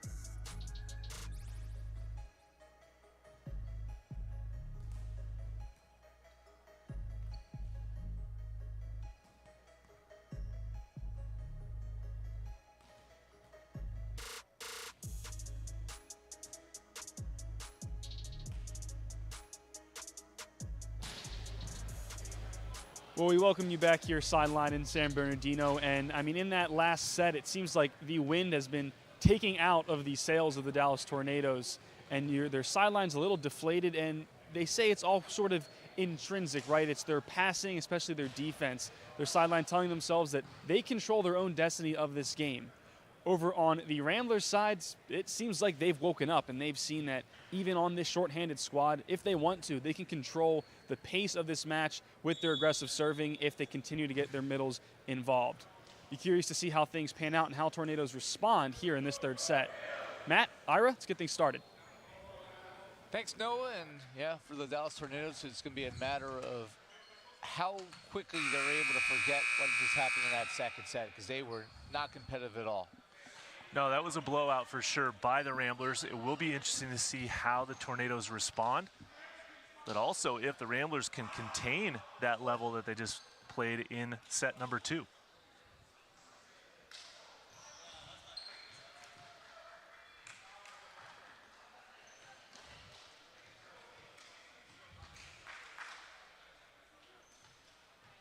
Well, normally at this point of a match, we are looking for what changes are being made, but, well, most teams having short rosters this weekend. Not really a lot of changes you can make. Yeah, very thin rosters on both sides, so hopefully not a lot of chances to be taken by either team in terms of personnel changes. More about rotational lineups and the matchups of the players on the court. Game number 3 underway.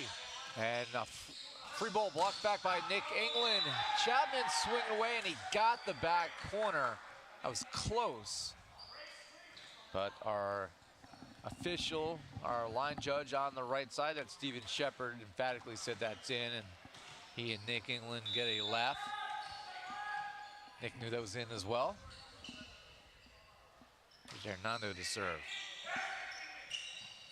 Carnegie and Canole all over that. Yeah, good discipline by Canole to wait on that shot, utilizing some of that beach knowledge that he uses when he's blocking in the sand to score that point.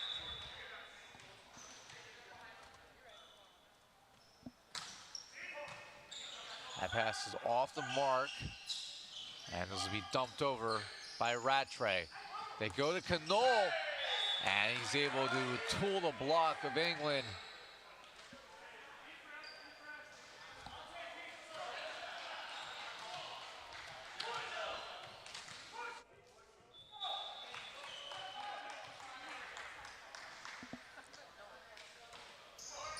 Short float by Arredondo. Back set to Brandon Rattray, who gets the side out for Vegas, their first point. Good swing by Rattray to go down the line. Saw Chapman dive into the angle with his block, and then Rattray attacks the elbows that time for the point.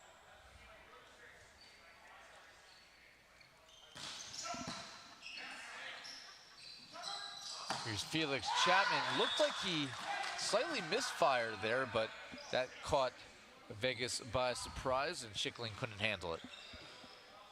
Yeah, not the top spin that Chapman was looking for. Kind of spatched that ball, but still took it at a high point. Schickling got his hand out. Couldn't tell if it was going to be in or out, though, so went for Dallas. Schickling's got some good experience back there, too, because he has played libero for this team. Chapman to serve. Schickling all over that one. Here's England trying to power it, and then he tips it over. Back set to Canole. And again, tooling the block, and Canole has quickly become maybe target number 1 instead of Chapman here, which is surprising, but you know, Chapman is not his typical dominant self today. Now, pretty fast start from Dallas here to start set number 3. And it's left short by Felix. Now look at the numbers through 2 sets, and well, Las Vegas really, I mean, you look at the second set, changed the complexion of the match, hitting 80% as a team, 16 kills in 20 attempts. Dallas still hovering around just 36% for the match, and that will bring the average up. Canole continues to roll, going head hunting. That was a big swing from the right side of that time. Going high over Nick England's block and down the line. Peter Canole out of University of West Florida, 6'8", outside hitter, taking over for Dallas. That one, the reach back by Arredondo. This will go to Vegas.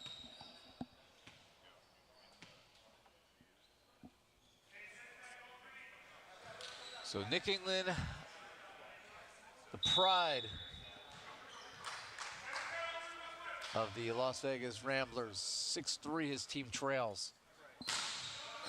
And he gets the ace in front of Chapman. A little battle between these two players, Ira, Chapman, and England. Kind of going at one another here. Aces off of each other and blocks and swings, so pretty entertaining stuff. Felix brings out the best, Nick. That one is left short.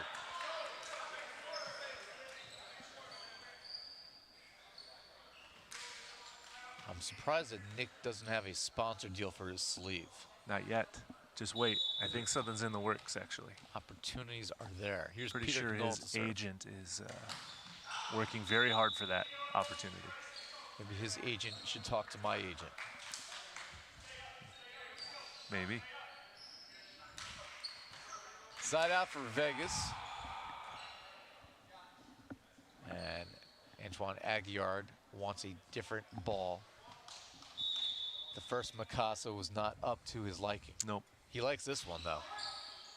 Good pass by Schuldenberg. Felix Chapman with the power dump. That is tipped back. Oh, and then rejection city for Matt Carnegie. Chase McKenzie can't slip it through, and when you challenge Matt Carnegie, you're going to lose. Yeah, that's a tough setup there for the outside hitter for Dallas going up against Carnegie and Rattray. Chapman from the back row just brings the gas. That's one way to outslug Matt Carnegie. Matt Carnegie is fluent in like 6 languages, I believe.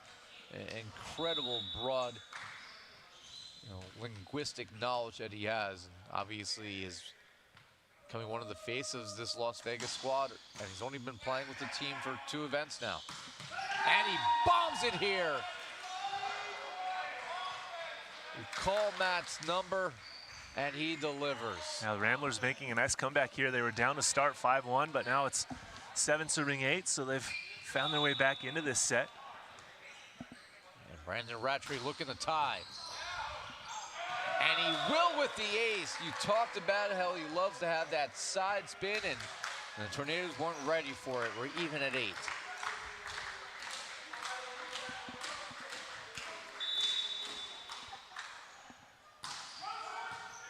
Another short one by Rattray. Here's Canole with the power tip. Nugent with the dig. And then Brandon Rattray with a 10-foot line, AKA 3-meter violation.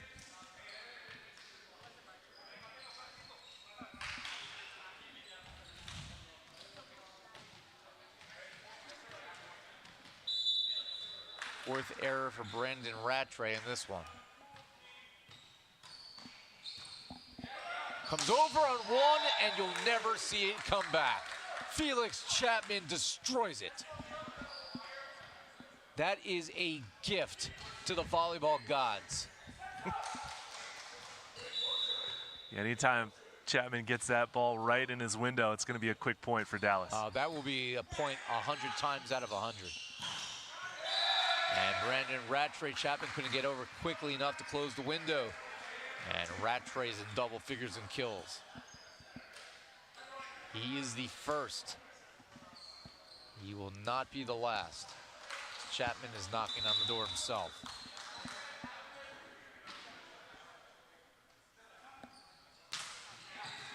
And an ace for Vegas. Ryan Schickling on courts 1.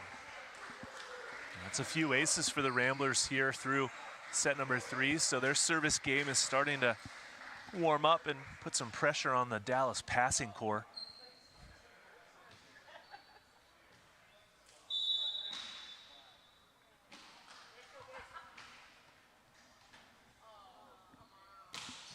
And that is left short, so the ace is answered with an error. Dallas back on top by 1.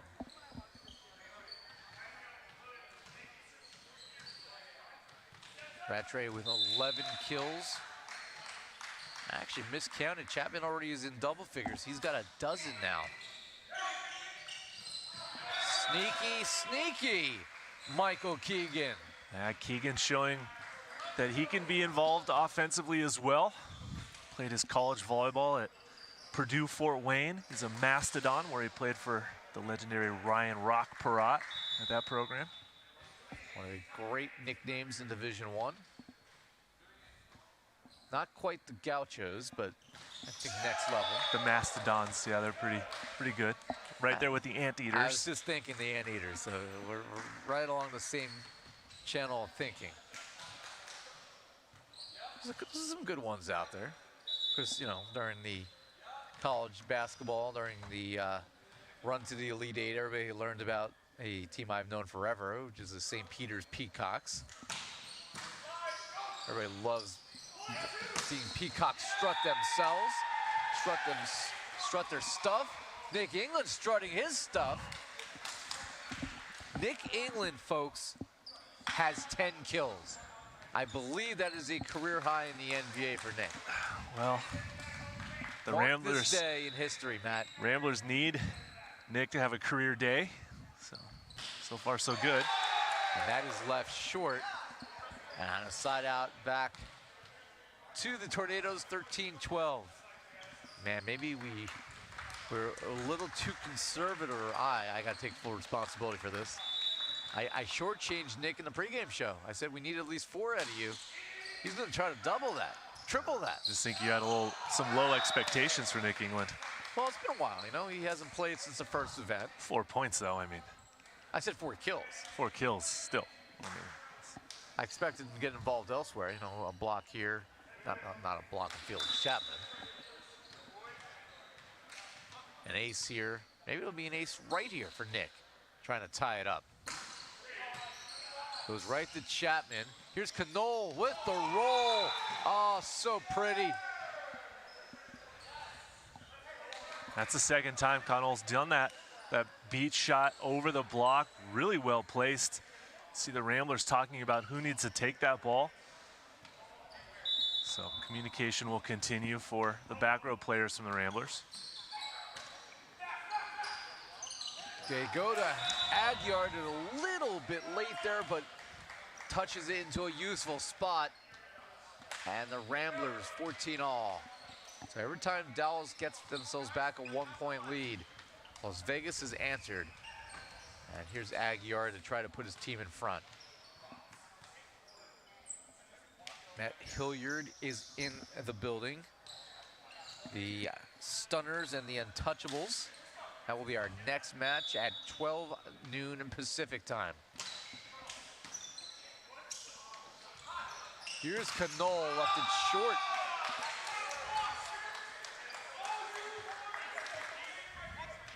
For Peter Canole, that was his first attack error of the match. He had been on fire. Yeah, he's been having a good match so far, and you know, it's very rare do you see a perfect match in volleyball. A couple of hitting errors is acceptable. Here's Chapman. He was well in front of the 3-meter line. And that will take us to a technical timeout as the Las Vegas Ramblers, down early, have scored 3 in a row, and they lead 16-14. More to come.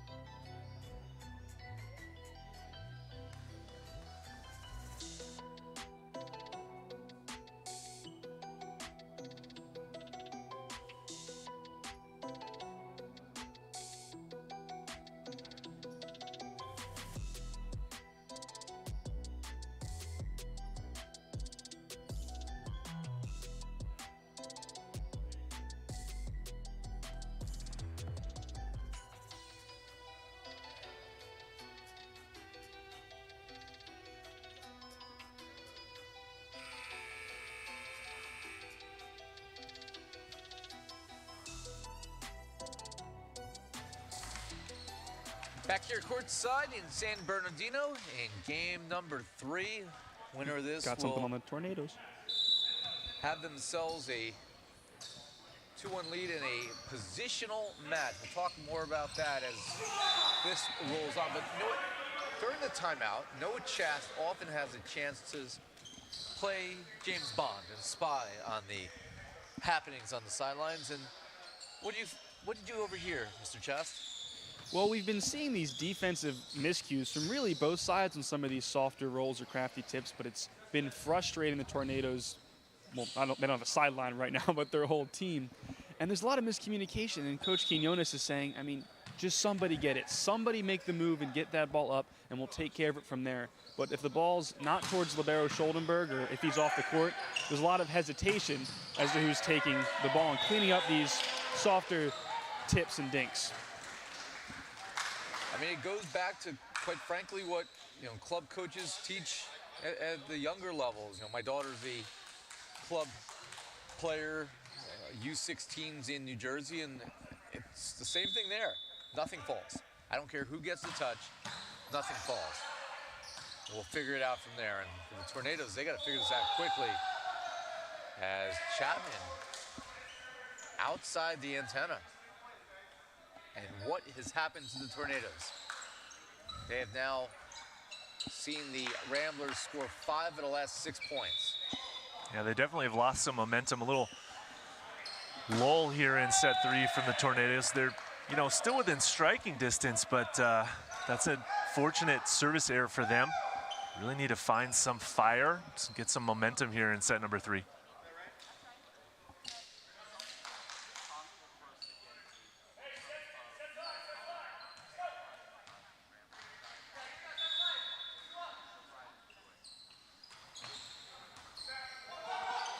That one is blocked back, broken play. O'Perham the swing.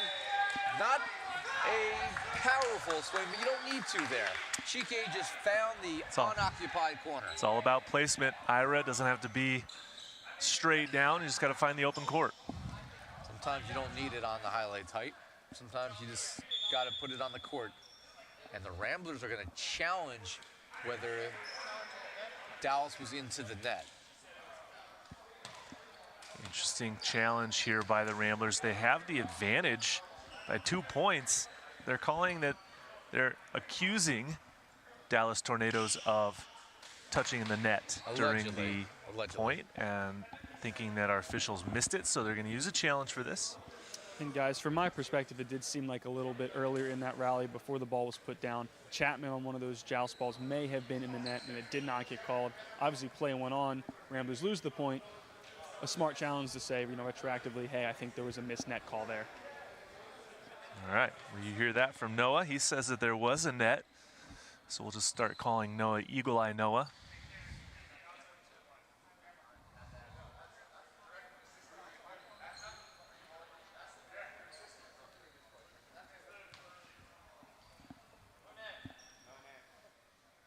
And there you see what is being replayed here. We have our challenge system with our replays on the second level of the Pierce Sports Center. Is where our replay booth is manned.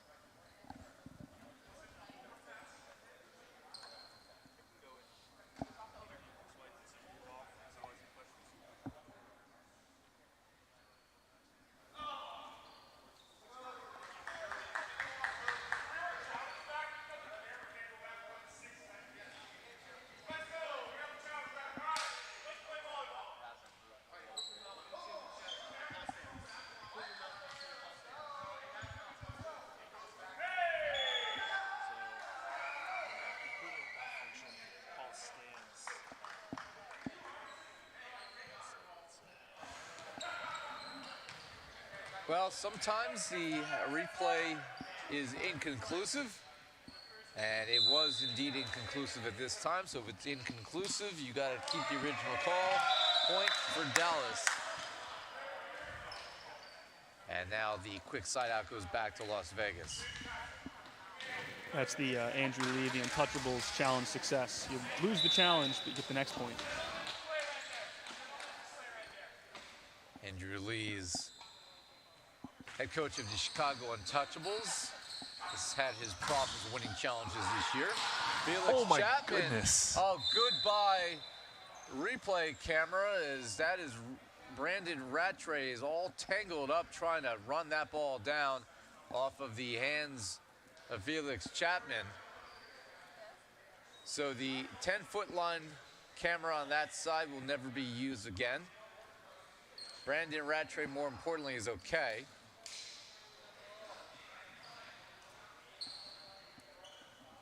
Well, first of all, you got to applaud the effort there from Brandon Rattray, chasing that ball down off the court, off the touch. Brandon been absolutely destroying our replay camera that is on the opposite side there for the inline on the Ramblers side, but everyone seems to be fine.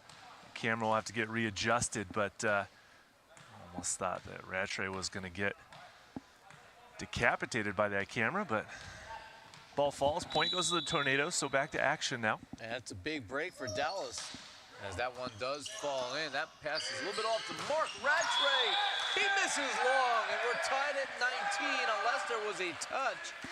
And they are saying there was a touch.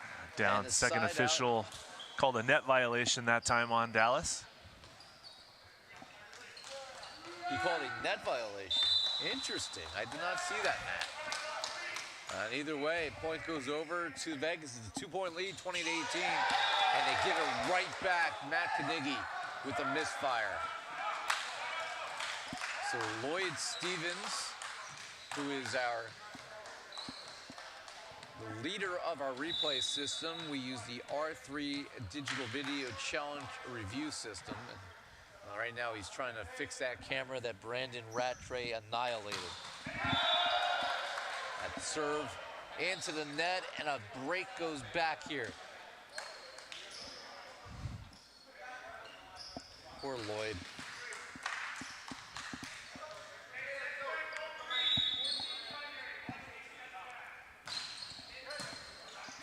Good pass by Chapman. They go to Canole. Chapman able to run this one down without running us down. And Brandon Rattray tooling the block, and Vegas leads 22-19. Now Vegas has reestablished that three-point lead that they had midway through this set. Gives them a little breathing room. Here's Keegan. Good pass by Schuldenberg. Felix Chapman sailing from the back row, but sails long. And the Tornadoes in a big hole after leading early, down 4. They're going to take a timeout. We'll take a timeout as well, be back for the conclusion of Game 3.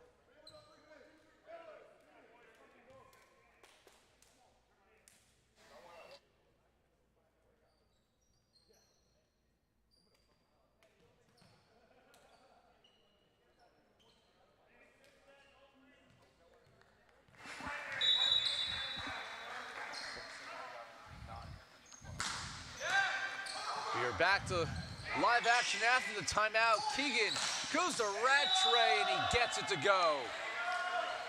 And Las Vegas has found the answers here in Game 3, and they have 5 set points.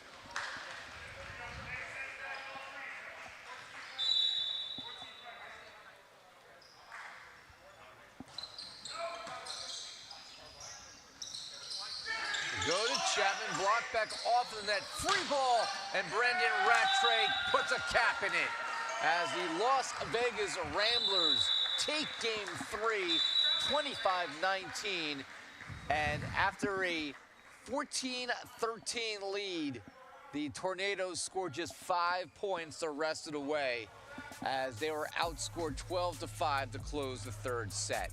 Game 4 coming up here at the Pierce Sports Center. Come back for more.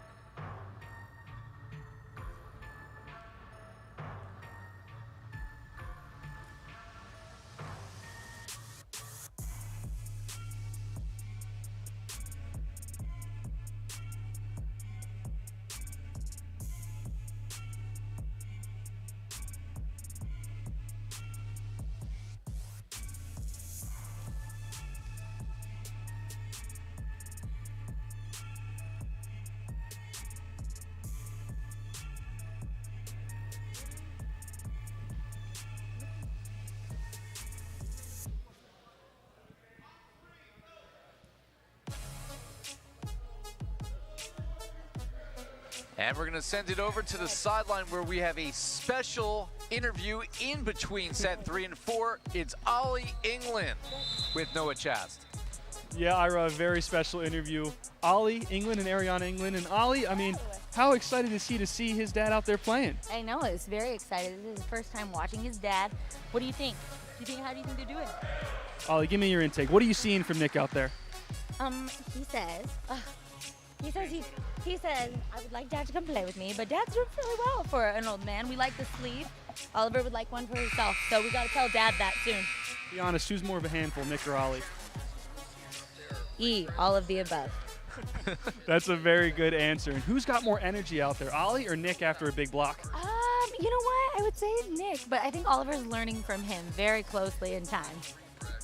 Like father, like son. Well, Ollie is certainly bringing the luck and the power to Nick and these Ramblers. You think they're going to pull it out right now? I think so. What do you think? What do you think? Yes, he said That's, yes, let's go. that's a resounding yes. Ariana and Ollie England, thank you so much, guys. We'll send it back to you over there at the desk. This broadcast has officially gone to the dogs. As You we couldn't contain yourself. thank Noah for that exclusive interview with Ollie. It is our first ever interview with a live animal. I mean, technically Nick's a live animal, but first ever interview with a live animal here on the broadcast, here on the NVA platform.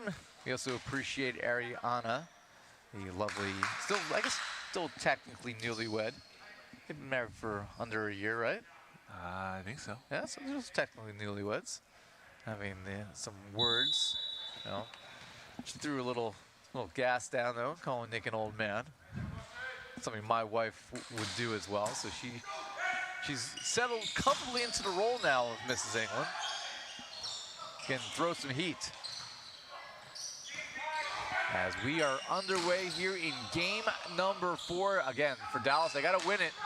As they have fallen behind 2-1 after winning game 1, and they had a comfortable lead early on in that third set, couldn't hold on to it. So the question for me right now, Matt, is why is Felix Chapman not been as effective?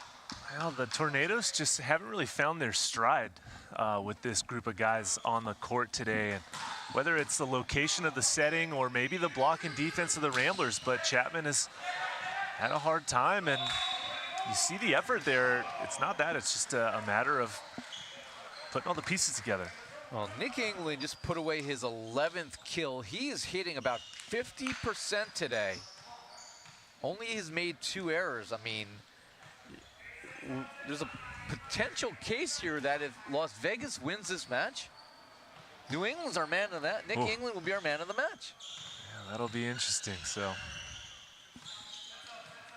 And if that happens, I think we have to have the dog in the shot.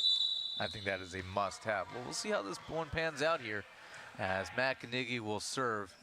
Carnegie has been effective as you would imagine. 6 kills and 8 swings, hitting 75%. Now Felix Chapman is playing a little bit more cerebral, not trying to crush balls. As that is now 2 kills to start this 4th set. 15 in the match, but he's taken 34 attempts to get there. And Felix has made 7 attack errors in this match, and that's where, you know, we certainly need to see some improvement if you're a Dallas Tornado fan, as Nick England tips that one through the block. Well, again, Nick England, I think you might have heard what you just said about him possibly being the man of the match. And that was a big point and very good court awareness by Nick England to get that point. Do I talk that loudly? You can hear me all the way out there? Yeah, I think you do. I gotta use my inside voice. Keegan keeps that inside the court, and Nick will dump this over. Chance here for Dallas to capitalize. Chapman blocks back by England. And then Chapman tries to dump this into the campfire zone. And then Chapman leaves it well short. Now that was a pretty extreme angle that Chapman couldn't execute. But you got to applaud the effort from the Ramblers side, playing with urgency, sensing that the Dallas Tornadoes are sort of reeling here. Ramblers trying to close this out in 4 sets today. I'll tell you what, Nick, while he's been very valuable offensively, he is getting touches on everything right now. He's a man possessed. And I know we like to bust his chops, and he appreciates it, but he is truly having the best match he's ever had. Yeah, must be something in that sleeve that we keep talking about. It's Ben Gay. That's what's in that sleeve. As that is a nifty little roll shot there as Ryan Schickling dances. 4-2 lead for Las Vegas. Maybe we should not have picked against the Ramblers. Say Nick's gonna catch me in the prediction standings. I'm not careful here. I'm rethinking my pick as well, thinking that would have been a good opportunity to make up some ground against you, but alas, I followed the crowd. Thought the Tornadoes might have had it today, but this match isn't over yet, Ira, so, I'm not liking what I'm seeing out of the Tornadoes right now. I don't see any urgency, but I do see an England landing. Down the line, Nick with a dozen kills and counting and counting and counting. And he will serve 5-3 Vegas. Over ball, Rattray buries it.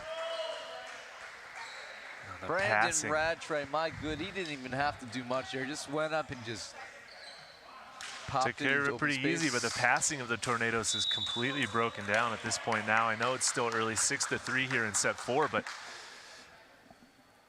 Nick England really creating some serious problems for Dallas.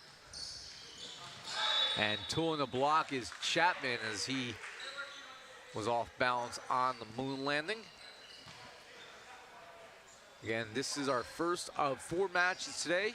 12 p.m. Pacific time, 3 Eastern. It'll be the Chicago Untouchables against the OC Stunners. That is an important one for the, everything's important this weekend, but for the Untouchables, they find themselves 1-5 in the National Central. They are in 3rd place, but even at 1-5, they are still alive. If they can get a win and LA Blaze lose tomorrow to the unbeaten New Jersey Freedom, well, then Chicago's within 1 game. Yeah, very much so. It is a big moment, big weekend for a lot of teams here in event number 4, as the playoff picture is still a little cloudy, but starting to get clearer. Teams making some moves this weekend. Conversely, if New Jersey, who is shorthanded this weekend for the first time, they've had a pretty stable roster this year like Texas. Well, if they fall to the LA Blaze and the Stunners beat Chicago, well, then they're within 1 game of New Jersey for a first place in the National Coastal Division. That is long, and the lead is now just 1. 7-6, here's Chike Operum.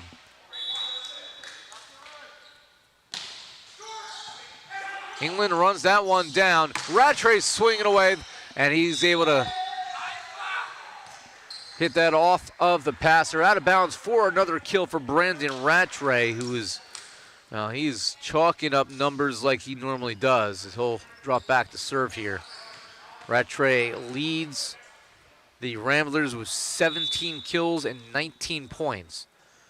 Chapman's got 17 for the Tornadoes. I mean, Felix at this point is averaging over 20 kills.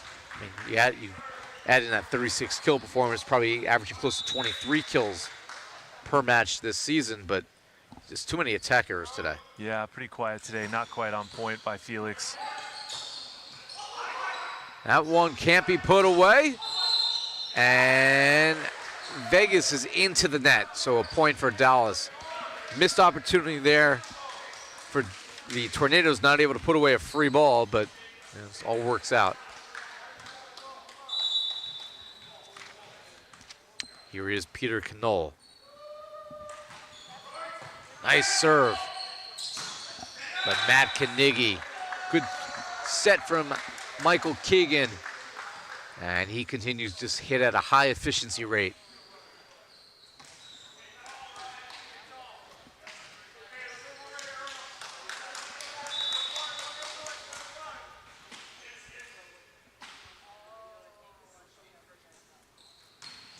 That's left short by Keegan, or correction by Schickling. Brian Schickling, the server. Now Schickling has had a little trouble from the inline today, kind of trying to find that consistency. Missing that serve in the net. If you're gonna miss, you wanna try to miss long through the inline, Ira. See if you can catch someone dozing off. Big high pass, Keegan's there. England to swing away, and he tools the block. Nick England with 14 kills.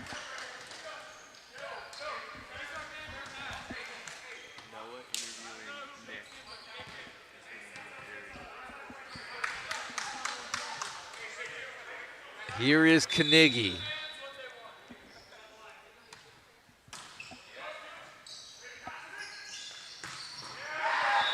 And we haven't said his name a lot, but Joe Grosh getting involved. Yeah, that's super helpful for the Tornadoes. They haven't utilized their middles offensively enough in this match.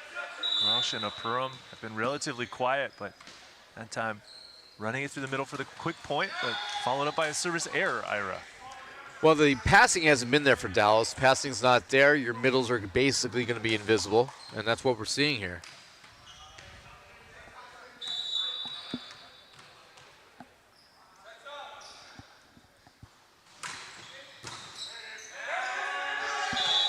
And an ace for Vegas as they pull themselves in front 12-10. Trying to win this match in 4.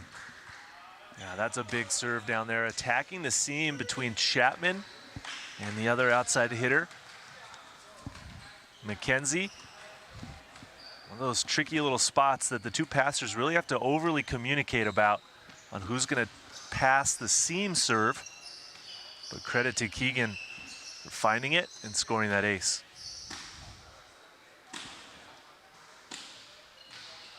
Talked about Grosh being one of the new players, along with McKenzie added to the roster. He's been on the roster, just hasn't played this year. Oh my God, Felix Chapman, when he finds that slot, look out. Now that was a big swing into the angle past the 3-man block of the Ramblers. So Chapman still has it, just not quite the energy level needed for this match. Well, Grosh in his time at BYU played in 221 sets, finished his career hitting .339 for BYU, 223 kills. A big part of a BYU program that, well, I mean, they were consistently a top 5 team in the country. They had a forgettable year this year, total rebuild mode. They'll be back, but so many great players have come out of that system as that serve is missed wide. There are certain programs you could count on in D1 that are always going to be there. Long Beach State, UCLA, BYU, UC Irvine right now. Hawaii, of course, has won the last 2 national championships and is always involved. So you know what's coming. But we're seeing a lot of great players coming out of some of these unheralded smaller programs as well. Many of whom are getting a chance here in the NVA. That one missed touch by Schuldenberg. Slippery ball, fourth set. Second time we've seen that today in the match. 2 liberos having the ball slip through their hands.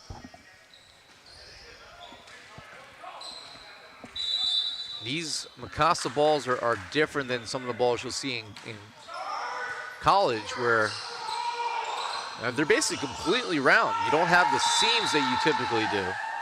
I love these Mikasa balls. Another broken play here. This time it's Dallas look to take advantage.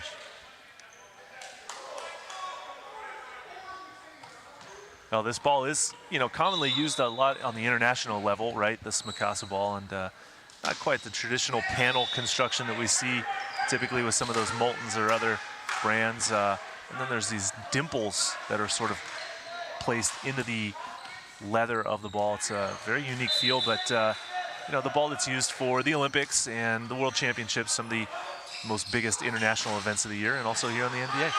That's what I was thinking of, the panels that you do find on the molten balls, which is commonly used throughout the NCAA. That is left short by Brandon Rattray, so that allows Dallas to hang around. It's 15-14. And Peter Canole, who played club in college, but they don't have any Division I programs in the state of Florida. It's got to change. Somebody there has to be the first. Here's Brandon Rattray powering us to a technical timeout as the Las Vegas Ramblers looking to win this match in 4 sets. Lead by 2 here in Game 4.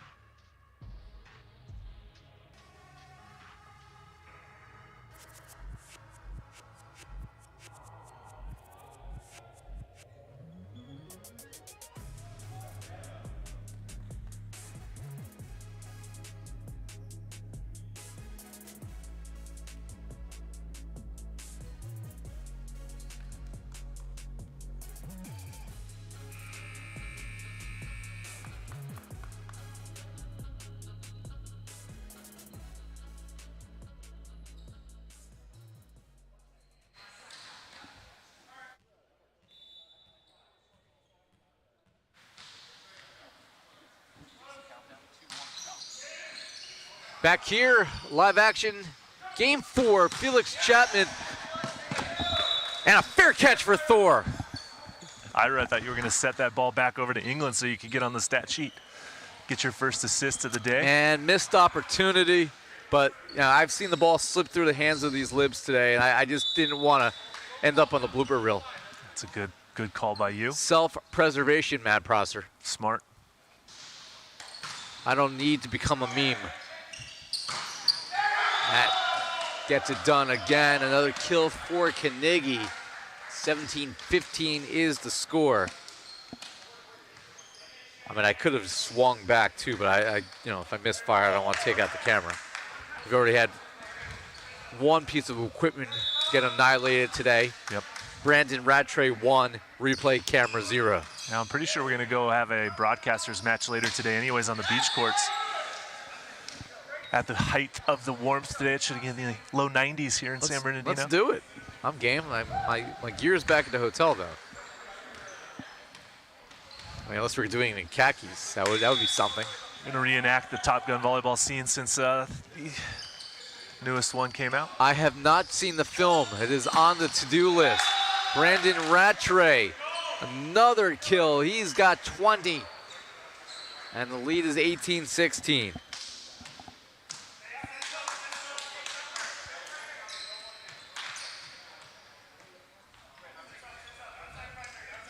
$20 kills for Rattray, 14 for Nick England. Chapman's another 20 kill day for him. There's 21.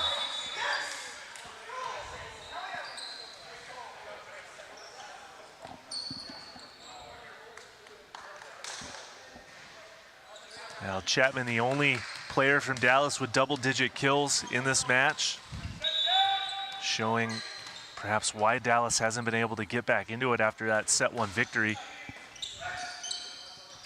Go to Antoine Aguillard. He doesn't get a chance to swing too often, but that was textbook. And Las Vegas continues to not allow these Tornado squads to string together consecutive points. It's a 2-point lead. Here's Nick England. Chapman from the right side with a poorly timed misfire, because now instead of, Dallas a moment ago had a chance to tie it. Now they find themselves in a 3-point hole. Yeah, serious trouble now for Dallas as the Ramblers have reached 20.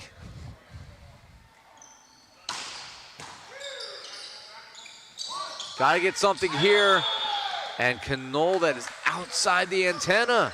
Another attack error late here for Dallas. They're going to have to call timeout and see if they have any answers left. We'll take a timeout as well. 21-17, the Ramblers trying to end this in 4.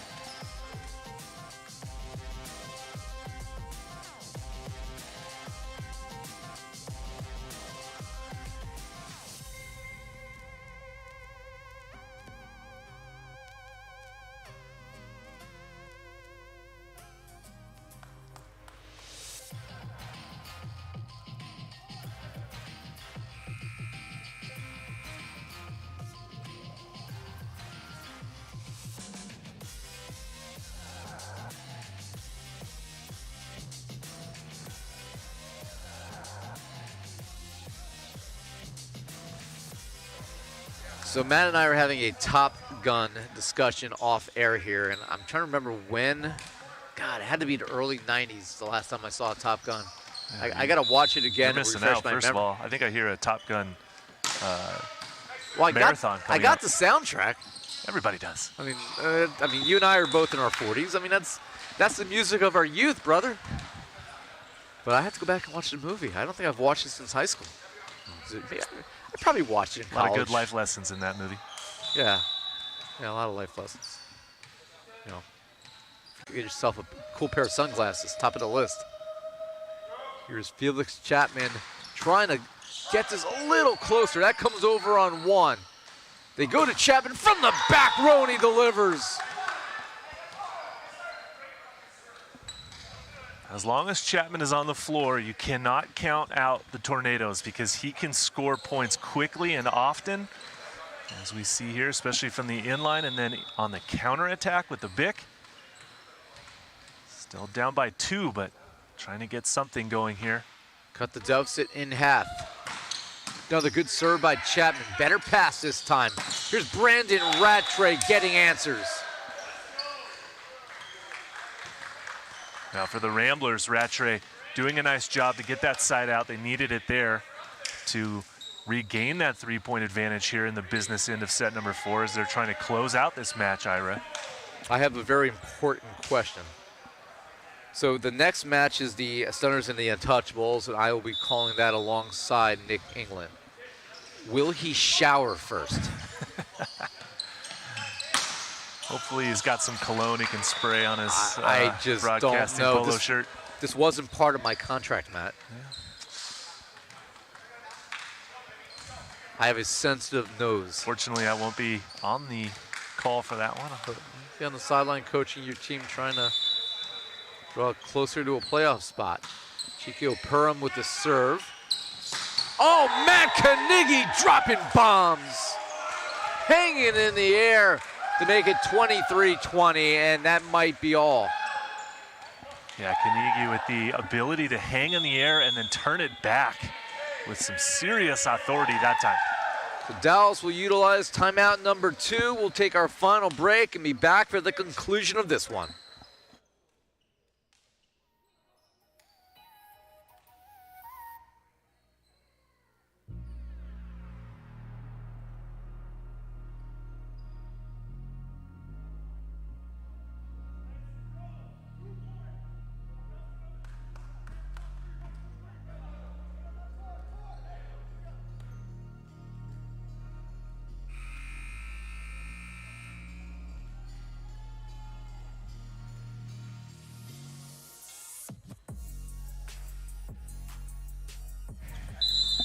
Back here courtside, deep in game for 23-20, and here is Brandon Rattray.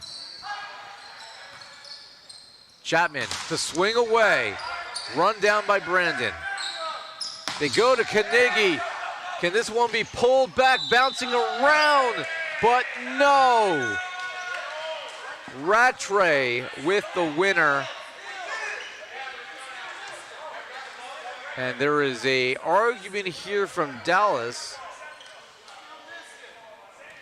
They had an opportunity to play that one off of the pipe and off of the support beam at the back of the wall. And really couldn't do that without taking out half of the sideline. And Coach Quiones questioning, and like he's going to win the argument. They're going to have a replay. It's beneficial for Dallas to get the replay as that ball was headed out of bounds. It did hit a pipe up there so that it could come back. So we will do this again. That's a big break here for Dallas. And Rattray will serve it up again. And left it well short. So if Canole can score here as he drops back to serve and cut this to 1, not only will it suddenly get interesting, but that replay will become probably our most important element of this 4th set. We'll see if Dallas can capitalize. Rattray's swinging away, and it ultimately doesn't matter because Brandon gets it done when it matters. 24-21, the Las Vegas Ramblers have themselves 3 match points. And here is Ryan Schickling to try to seal it. And it's tipped over. Free ball. Oh, and not put down by Grosh. And Matt Carnegie ends it for Las Vegas. The Las Vegas Ramblers improve to 6-1 on the year, and they win their 3rd match in a row. After falling in game number 1, the Tornadoes pretty quiet from there, and the Ramblers win 3-1. Dallas falls to 3-4 on the year, and they're spot atop of the division here in the American Central in peril if Utah Stingers can win later today. As the teams shake hands there and thank the officials. A big win today, Matt, for the Ramblers as they show that, hey, you know, we can be without our top weapons and still play at a high level. Yeah, that's a good finish by the Ramblers. They did a nice job really playing at a good level that they expect to do, right? And they were able to maintain the pressure, especially from the inline, and then running their middles effectively to score those points. And of course, obviously, Brendan Rattray scoring a lot of points and good support from Nick England. Oh, I mean, for Nick England, and he's going to be, breaking news, our man of the match. I think Noah should bring the dog over. And I think we need to get Ollie a sleeve, too, because we've got to officially brand this dog as the dog of the NVA. Our man of the match. Oh, man, the applause from the sideline. Yep, here comes Ollie. And coming over to the sideline. No, I guess they're going to keep him over there. Missed opportunity, but an opportunity indeed. Nick England had the match of his life today. He is our man of the match. And he stands by with Noah Chast. Nick England, 14 kills, maybe your best professional match of your life, maybe the best match of your life. How did you go out there and do that performance? You know, I'm blessed that I still behind the scenes. I still run all this, but like at the end of the day, I get to play with the boys, and it's a culture thing. What makes Ramblers special isn't the pieces on the court, it's the mindset. So everyone knew it doesn't matter who's here. You know, you turn to Rat, Carnegie, these guys just turn and they're like, I don't care who's passing, we're gonna execute our ball. And when you have that much confidence from the rest of your guys, you just come out and do your job. Matt, Ira, and I all took the Tornadoes, making us look like buffoons. How good does that feel? You know, it's great, and I love getting that, you know, that little bit for the morning. But I think more than anything, I'm proud of. I was very upset with how the Kraken really were a nice wake-up call in event number 3. They came out, they took it to us, and they played fantastic volleyball. And I think that we were sliding into a little bit of mid-season apathy. So we've trained hard for the last couple of weeks, and I think we came up and showed up with what most people would consider a suboptimal lineup, and we showed exactly what Rambler volleyball is all about. I don't think I've seen a bigger celebration than when you blocked Chapman in that first set. What is it about your energy that you love to bring to your team? When you don't have the skill set that everyone else has, you got to bring something. And I think that's what too many players, I learned at a young age, when you're first guy off the bench, it's what you bring. It's the energy on the bench. It's the energy on the court. I'm willing to give up a little bit of experience out there to make sure that my guys are riding at a high level of energy. And today it really made the difference. Well, we interviewed a couple people on the side. Well, one person and one dog that were watching you, and they were proud of you.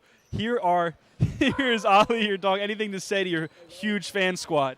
Yeah, you know, I'm thankful because going into these events, these weeks are insane for me. She has literally just been making it all happen. You know, it's a lot of 2 a.m. nights leading into this, so to redial back into playing, it asks a lot. So she was the MVP all weekend or all week, just getting me here. I didn't know how it was all going to transpire. So being able to just turn off, run the event mode, and play the game mode was, you know, it worked out for us today. Nick, you took over a full team effort, including Ali and Ariana, but you were the man of the match, leading things. Congratulations. Thanks so much, but I appreciate it. Nick England, our man of the match, expected nothing less. I mean, I didn't expect this at all, quite frankly. 4,001 odds that Nick would be our man of the match. By the way, I appreciate the kiss of the dog, but if I'm Ariana, I don't know if I approve of the sweaty kiss on the cheek after the match that Nick played where he truly left it all out on the court. And, I mean, again, you know, we like to bust his chops, but what an effort for Nick today. He hit 56%. Those are middle numbers today. 14 kills, only had 2 errors in 25 swings. You know, Brandon Rattray does what Brandon Rattray does, which is just pile on points. 21 kills today. He ended up finishing at 62%, really changed his tempo in the latter sets. But also Matt Canole today, 71%, 10 kills, no errors. Yeah, that's a big help. Dangerous weapon in the middle right now, as this Las Vegas squad is going to be a absolute title contender this year, Matt. Certainly, yep. And, well, if you're a Las Vegas Ramblers squad that doesn't have Ryan Mather, doesn't have Keegan Vaz, doesn't have Jordan Hoppe, doesn't have John Carlson, doesn't matter. No biggie. Because you got other weapons to call on. And they today were able to overcome 23 kills from Felix Chapman and company. The Dallas Tornadoes won game number 1. And then the Las Vegas Ramblers showing why they are now 6-1 on the 2022 campaign.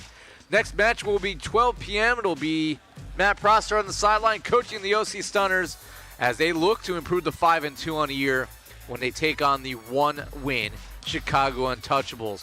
Final score in this one today, a 28-26 win in game number 1 for the Tornadoes. But from there, the Ramblers roll 15, 19, and 21 as they win 3 sets to 1. For Noah Chast, Matt Prosser, and our man of the match, I can't believe I keep saying that, Nick England. I'm Ira Thor. That's it for match number 1. Our second one coming up at 12 noon Pacific. Till then, be well, everybody.